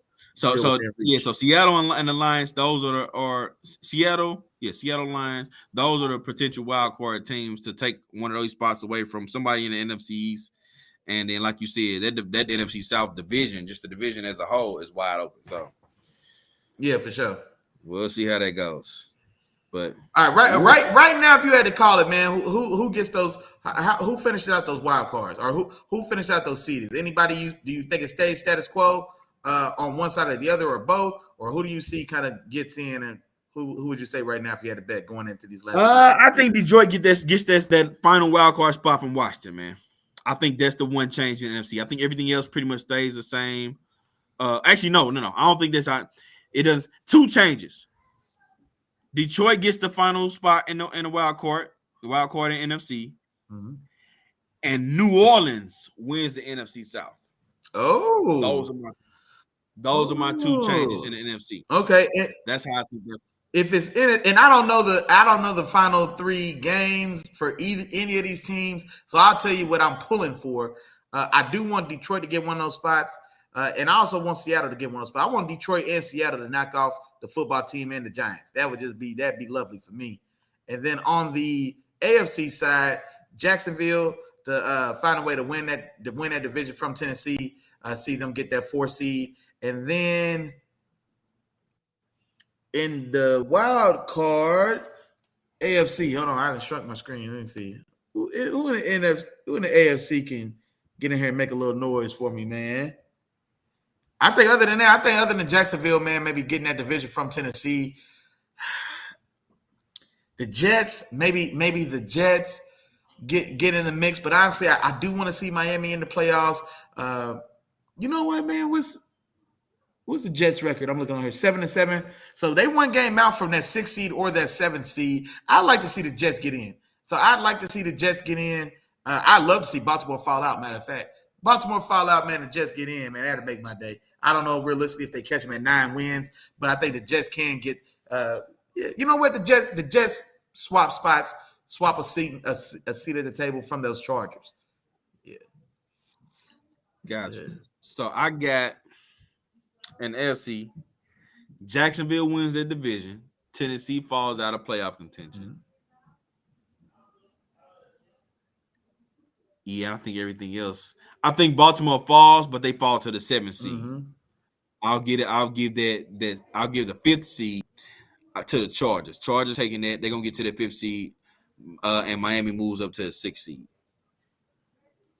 That's what I think happens at the end of the day there. That's what I would want to see. I think that would be the most competitive playoffs in the AFC. Yeah, I like to see the Jets in just to cement their. I mean, not necessarily Cinderella season, but I'd like to see them get in if they could. You know what I'm saying? Just to see that happen, man. But yeah, other than that, though, like I said, I think you're right, man. I think it's pretty much lined out over there. Once the AFC South gets solidified. Okay, I got you. Well, all right, Willie Jack, man, we got one more thing, man. One more thing for him, man. We got a Thursday night game this week, man. Thursday night game. Of course, teams we've been talking about, man. It's gonna come down to this one, man. This is a crucial game for both of these teams, man. We got Jacksonville going to New York to take on the Jets, Willie Jack. And if you don't mind, I'm gonna tackle this game first, man. Like I said, it's a very important week, man. Very important week for these games. It's a Thursday night game, short turnaround. Both of these teams need this game. They're fighting for playoffs. And like I said, they need it. You know what I'm saying? And the playoff race is thick in the AFC. You know what I'm saying? In the AFC, yeah, in the AFC. So the thing is, Tennessee has Houston this upcoming week. Tennessee has Houston on their schedule. And next week, they have Dallas on Thursday night. So Tennessee has Dallas. So this week I expect Houston to win. So in order to keep up, Jacksonville needs this win on Thursday night. You know what I'm saying? So both teams are going to be fighting for this, man. It's going to be a hard-fought game. But I love what Jacksonville is doing right now. And Trevor Lawrence continues to move up the QB rankings. And you know what, Willie Jack? I meant to play this game earlier with you, man. But I'm going to play it with you now. You know I love to spice some stuff up, right? I love to spice some stuff up. All right, so this is what I'm going to do, Willie Jack. You agree Trevor Lawrence has been playing better ball, right? And he's moving up. You would say he's moving up a little bit in the QB rankings. Would you say so? Oh, for sure. Yeah. Okay. All right. So I'm going to name some names. I don't need no explanation. You know what I'm saying? I don't need no explanation. Is better or worse? Yeah. You give me a name and I tell you if Trevor Lawrence is better or worse. That's exactly what I see. Now you picking up what I'm putting down. All right. Trevor Lawrence, Derek Carr. Who you want? Man, right out the gate, dog. Out the gate, dog. Okay, wait. So, all right, now here's a quick question. And we talking about this year, Woody. Wait, we ain't talking about nothing else. But we talk about this year and so Derek Carr and the Raiders and Jacksonville and the Jaguars. No. I want a quarterback. Just a quarterback. You want Trevor Lawrence or you want Derek Carr right now? Because Derek Carr can still play ball, man. I don't care what y'all saying, man. Derek Carr can still play ball. I'm going to take the young guy though. I'll go Trevor Lawrence. If I got to start my season with one of these guys, then I'll take the younger guy who still got room to grow. All right. Trevor Lawrence and Big Gino. I'm going to go Trevor for the same reasons. You know what I'm saying? Like I said, Gino, man, we've seen his best day. He's got a resurgence. I hope he goes out on top. But if I got to pick one guy, give me Trevor. All right, I'm moving up the list now, Willie Jack. I'm moving up the list. Trevor Lawrence, Jared Goff. See, this is why this game is bothering me because I'm looking at it like I'm taking the youth. I'm going to take the youth and potential with borderline established guys. Now, Jared Goff's still on the right side of 30, though, I think, right? Jared Goff's still, 28? Yeah, for sure. 27, 28? Young. He might be younger than that. He might be 27, 26. Yeah, I'm going to say, 26, 27, 28. And so Jared Goff one's a little more interesting. Now, I'm going to take Trevor Lawrence because Jared Goff is already kind of tainted goods. Like, the sparkle is off of Jared Goff. You know what I'm saying? And so now he's still a very viable guy, though. But I'll take the young. Hey, I don't need all that, man. Give me one answer, man. Give me you're right. Trevor Lawrence and Dak Prescott.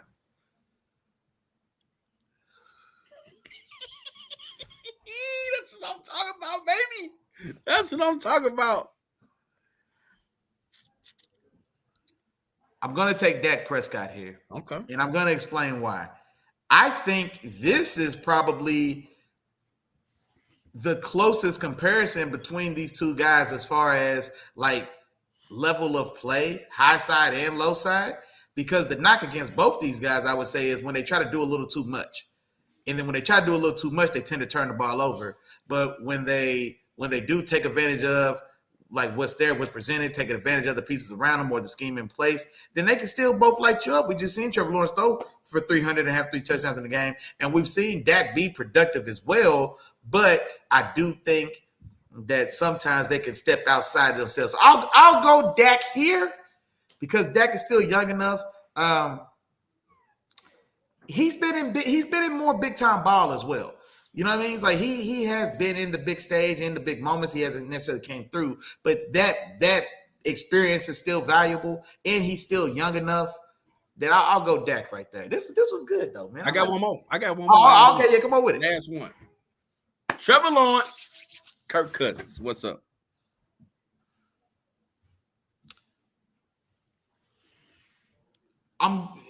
This thing, same thing. I'm going to go Trevor Lawrence because he has youth on his side. Kirk Cousins is already 32 years old. You know what I'm saying? Now, as far as like, yeah, I'll go Trevor Lawrence. I'll still go with the young. And still some potential right there. The youth plays a big part of me if I'm looking at outlook going forward. You know what I'm saying? So if I'm looking at outlook going forward, like I said, if I'm building a team and I've got the next 5 years ahead of me, I'm going to take Trevor Lawrence. But Kirk Cousins is playing is playing good ball. Brooks Alexander in the building. What's going on with you? Appreciate you. Yeah, like I said, Captain Kirk gets a lot of slack, gets a lot of hate, man. And he does, you know what I'm saying, get a lot of, you know, he does underwhelm at certain times, but he definitely plays a high-level football, man, by and large. And he said go green as well, man, so I'm assuming he's a Jets fan. Let me know if I'm wrong, Brooks. He said go green, and he's taking Captain Kirk. I think that's who he picking, but he's my guy Brooks is from he's from Michigan, man. He's a Detroit fan, so he's excited about how hot these boys is right now, man. He's excited about how hot these boys in, man. So he probably go. Spartan. Look at Michigan State. Okay. Yeah. So that's my dog Brooks, man. He was that, man. He was that. Okay. So to finish it off for you, Willie Jack, man. And in terms of what I was talking about in regards to this game, like I said, I like what Trevor Lawrence is doing right now, man. I think we're in the midst of. I'm just gonna say it, man. I think we're in the midst of seeing somebody turn into a guy, Willie Jack. I think we're in the midst of it. He's turning into it. You know what I'm saying? I wouldn't say that he's it right now, but I think we were in the midst of a guy doing that. You know what I'm saying? The defenses he's faced over the last 3 weeks aren't pushovers by any means. You know what I'm saying? Between Dallas last week, and now he's got the Jets this time. You know what I'm saying? But he's winning these games anyway. You know what I'm saying? And he's putting the team on his back. Willie Jack, what type of players do that? Where it don't matter who they playing against, don't matter the circumstances. Guys do that, Willie Jack. That's what you told me. Yeah, but I think he may be. He still got a ways to go, man, before he gets there for me. Like I say, he's pulled himself out of that third tier, and now he's creeping up the second. But he still got a ways to go, man. But because I still feel like his progression is still a kudo to Doug Peterson more so than it. I still think it's almost a Jimmy G and Kyle Shanahan thing for me a little bit. Well, not, and I don't want to knock him completely like that because I don't mean that as a complete diss to Jimmy G either when I say that. But there is still a lot of do what I tell you to do, be where you're supposed to be when I tell you to be there, and you can be a star. And to his credit, he's accepting that, he's taking that in, and he's producing. But it's still a lot more of color inside my lines, and I'll make you a star, as opposed to go out there and paint me a Picasso, go out there and paint me a membrane. He's still coloring by numbers. You know what I'm saying? And so I see what you're saying there, and I know there's a lot. He has a lot of influence on him, but I don't see it as much because of the fact that it's not like he has much else. It's him. You know what I'm saying? They keep coming, man. But it's not like it's anybody else. It's him. You know what I'm saying? He's the one that's has to put the team on his back and make these plays when the game is on the line. You know what I'm saying? I don't have.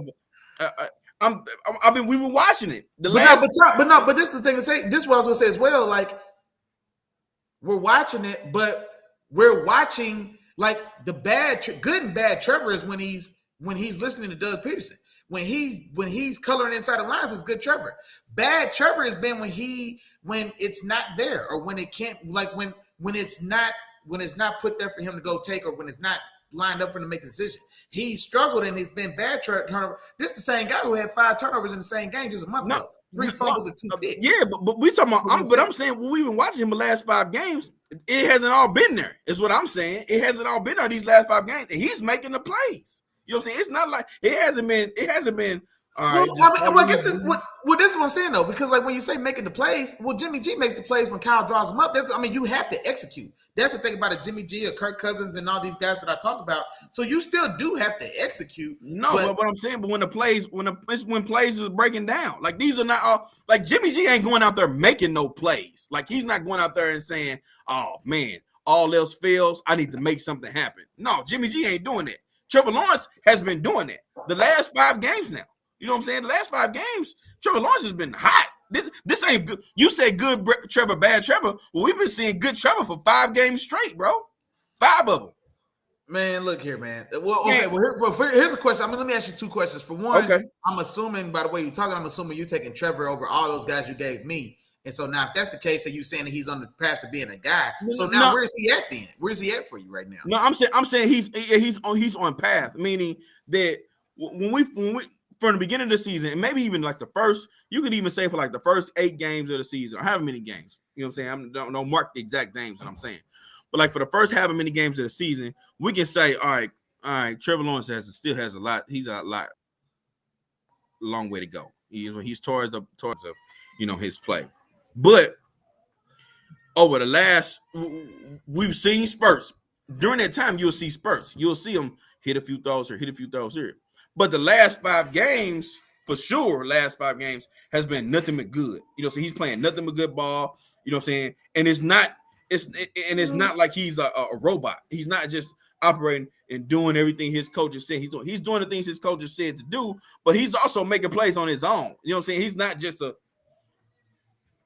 all right, I'm gonna do everything you say, Jimmy G type quarterback. You know, so he's making his own plays, and it's he doesn't have that strong of he doesn't have a strong run game behind him. His defense. Why doesn't he? Just got 100 yards from Travis Etienne now in this game. But I'm saying he doesn't have a consistent strong running game behind him, and his defense is toward the bottom of the league. His defense hasn't been playing that well. You know what I'm saying? So Trevor Lawrence has a lot on him. A lot is on him when he's playing well. And when that team is going, it's been Trevor Lawrence is going. It's not when everything else is going. When Trevor Lawrence is going, that team is playing well. It's not when. I don't know, man. I'm not on there with you. I'm not saying that you. I'm just not on that. I'm not on that way with you because, like I said, I haven't seen that as well. I haven't seen that, and honestly, for me as well, like 5 games isn't enough to even get you in that conversation. Like it's bigger than just he's looking for 5 weeks and now he's a guy. Like, and that's what I'm saying. He's not in it now. I'm not saying he's actually in it. I'm saying he's on the trajectory. I'm predicting that. I'm going out on a limb and I'm saying he's on his way. Is what I'm saying. He's on his way. Before this, 5 games into the season, I wouldn't even compare him to none of the guys I named. You know what I'm saying? Well, probably Geno because we didn't know what Geno was going to do. But some of those guys wouldn't even have been on that list. Like Jared Goff and Geno wouldn't even have been included in there. You know what I'm saying? But even then though, I would have still said he wasn't better than Jared Goff. Even still though. No, and honestly, and Jared Goff, and that's the thing too, because better is subjective. I mean, all this is subjective. Like I took Jared, like I took Trevor Lawrence over Jared in the example, but it's for the reason I took Trevor in those examples was for the bulk of it is for more than what's on the field. He's still younger. He's still a better athlete than all those guys you gave me, and so his upside is still higher. Now, is he playing better than Jared Goff? Absolutely not. He's not playing better than Jared Goff. He's not playing better than Kirk Cousins. He's not playing better than I wouldn't say he's playing better than the guys that I took him ahead of in most of those instances. But for the sake of the example, I'm taking it more of a holistic view of viewpoint when of you say playing better, what does that mean? Like, what does that mean throughout the entirety of this season? Of course it is. Yeah, because like I said, I'm not looking at it in a vacuum. I'm not going to say he's a guy because he's had 3 hot weeks because I remember the 3 bad weeks before this run of 5. I remember those weeks. Those weeks aren't his bad play isn't far enough away from his good play that we've seen now to where it just kind of washes for me. Because like I said, he hasn't done anything.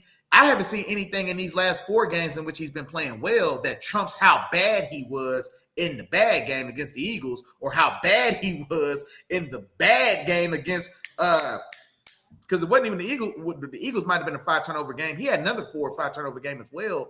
It kind of in a 3-week span between that Eagles game and another game, and then the one where he also did bad. So it hasn't been far enough for me that I still remember that bad Trevor. That's why every time I talk about him, I say, man, it's going to be good Trevor and bad Trevor.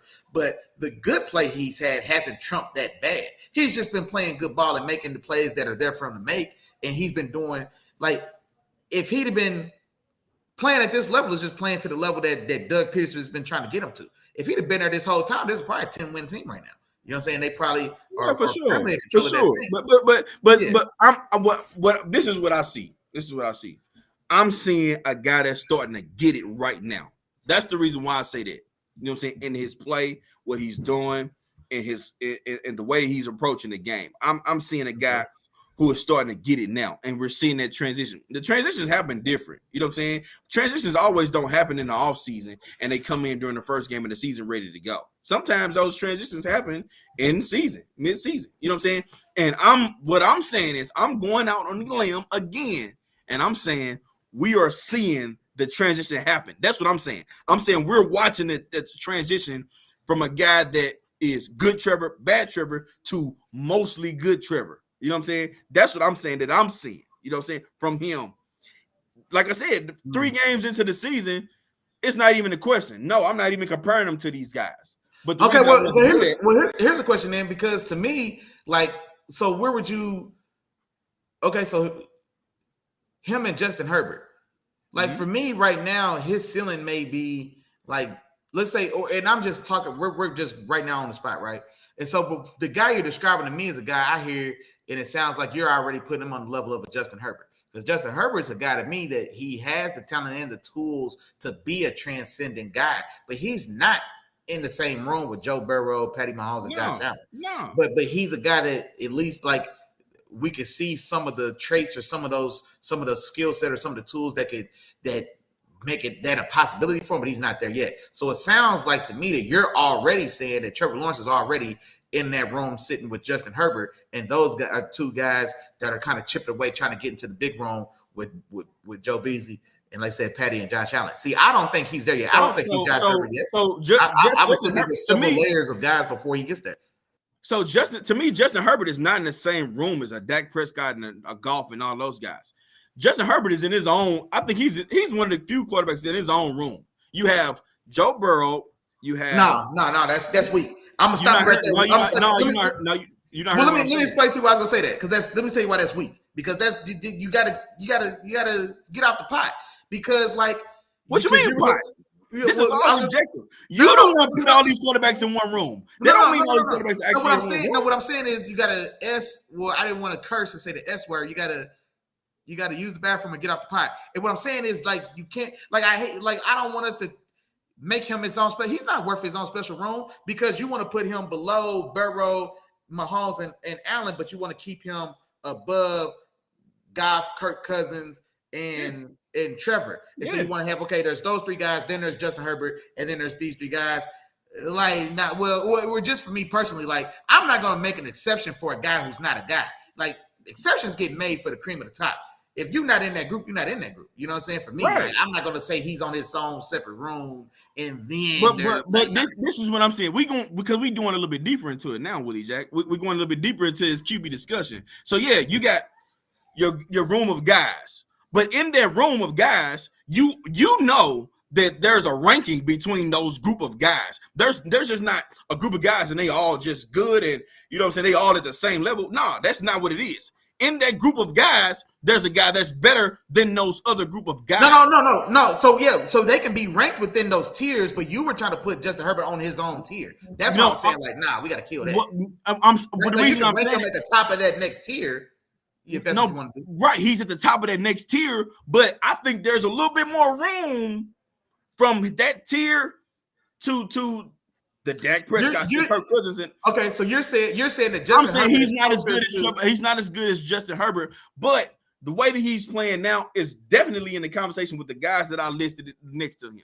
It's a reason why I didn't list just Justin Herbert and Trevor Lawrence. I didn't say Justin Herbert and Trevor Lawrence. Okay, no. So this gets to why I was telling you, like, how I got to answer that question differently. Because if we're just talking about, like, play, and I'm not taking into consideration his youth, I'm not taking into consideration his like athleticism or something like that. Like, if I'm just saying, like, if we're just talking like quarterback play and where it ranks now, then not well.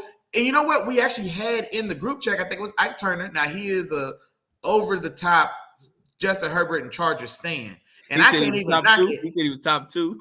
Yeah, man, he's been arguing he's top 2, but he also put into the chat, man, like top 10 rankings, and I got in there, mixing it up with him and our dog Travis Allred, man, my dog Allred from CMU, man, little bruh. And so ranking quarterbacks, and so it was just kind of on the spot, and I dropped the top 10 for him because he had Herbert in the top 2. And so for me, Herbert, what I think came in for me at number 8, and so I'm not as high, but for me. Well, and I didn't mean to hijack the segment because, man, we getting close to the end, man. That's fine. We got you. But I've got Herbert. I had Herbert at like number, I want to say somewhere closer to number 8. He was definitely behind Jared Goff. Jared Goff for me came in my top 5. I also got him behind. This come up with this year only, right? Yeah, I'm just talking about just this year. And so this year, my top 5 was something like Joe Burrow, Patty Cakes, Jalen Hurts, Josh Allen, and Jared Goff. Those are the 5 names in my top 5. Number 6 through 10. I can't remember the specific order, but 6 through 10, I think that's where I had Tua, where I had Justin Herbert was in there. Tua, Justin Herbert, Lamar. I think I had at 10. Lamar was in there. I had these other guys, and so Kirk Cousins was in there, and so Kirk Cousins, Tua, Justin Herbert, et cetera. But what I'm saying, so Herbert is in that 5 to 10 for me, and I think he was somewhere closer around 8, if I had to remember right. I think Big Gino might have been in there as well, toward the bottom of that list. Anyway, but there's not for me a sizable enough gap between the play that I get, and so I'm not talking about his athleticism and his youth, because Justin Herbert isn't playing better ball than Jared Goff. Not for me. He's just not, and he's not playing. I agree with you.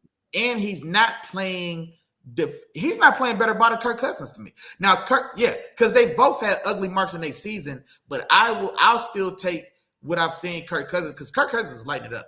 You know what I'm saying? Now he's throwing to the best receiver in football, and that's fair. And I know Ike Turner, man, if you do double back and run this back and see some of this, you'll point out to me that your dog lost Kyle Allen or Keenan Allen, your dog lost Mike Williams, and that's all true. You know what I'm saying? I'm not saying that he didn't, but Joe Burrow was my number one quarterback this year, and he did it without Jamar Chase for great chunks of it. You know what I mean? So there's still a point to say, like, if you a guy, you know what I'm saying, you a guy, that don't just turn on and off.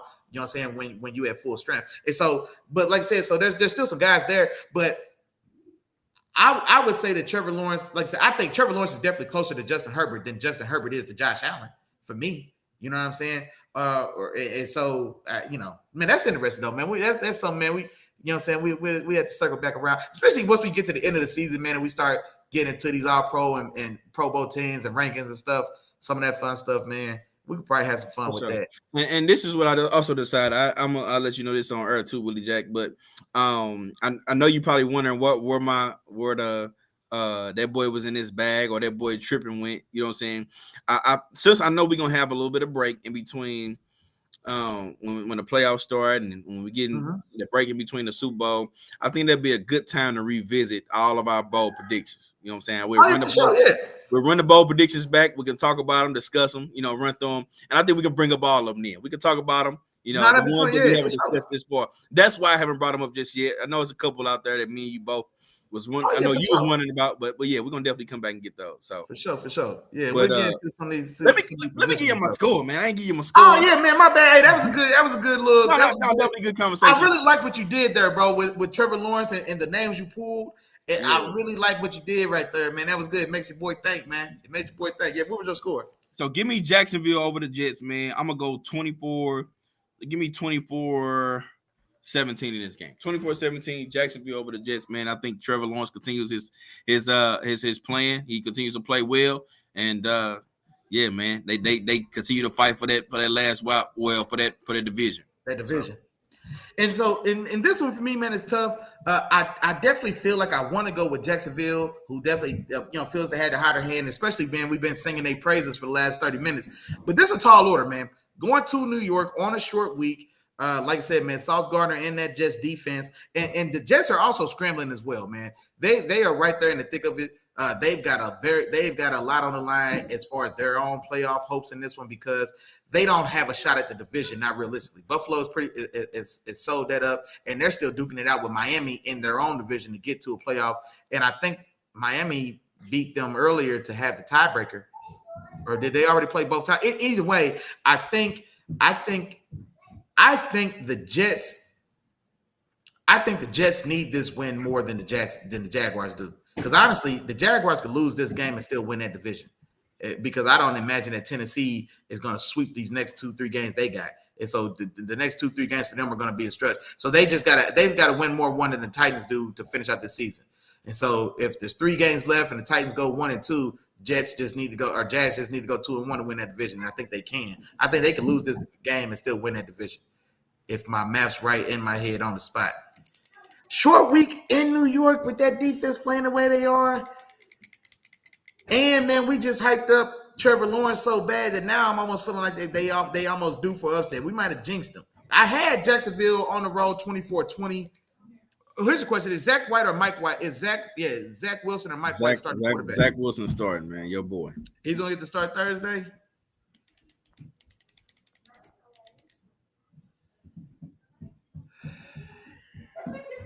And I tell you, that's part of the reason I also didn't pick the Jets, because I don't trust Zach Wilson, man. If Mike White was starting, I'd probably go Mike White, man. White. You just did that for me, but I'm gonna let you have it. I'm gonna go ahead and take the Jets at home. I'm gonna leave my score the same, 24-20, because the Jaguars, like I said, coming off a tough overtime victory against Dallas. They are coming off a stretch where Trevor Lawrence has played. It's been more good Trevor than bad Trevor over these last about month or so of the season. And so now coming into this game with a Jets team that is going to be frothing at the mouth. Like I said, their season is in the balance in this game. I think the Jets the Jets are on demon time right now. Like every game for them is an eliminator. So they playoffs are starting right now. They need 3-0 to close this season out to cement a place in the playoffs. And so I think that's the type of intensity they play with.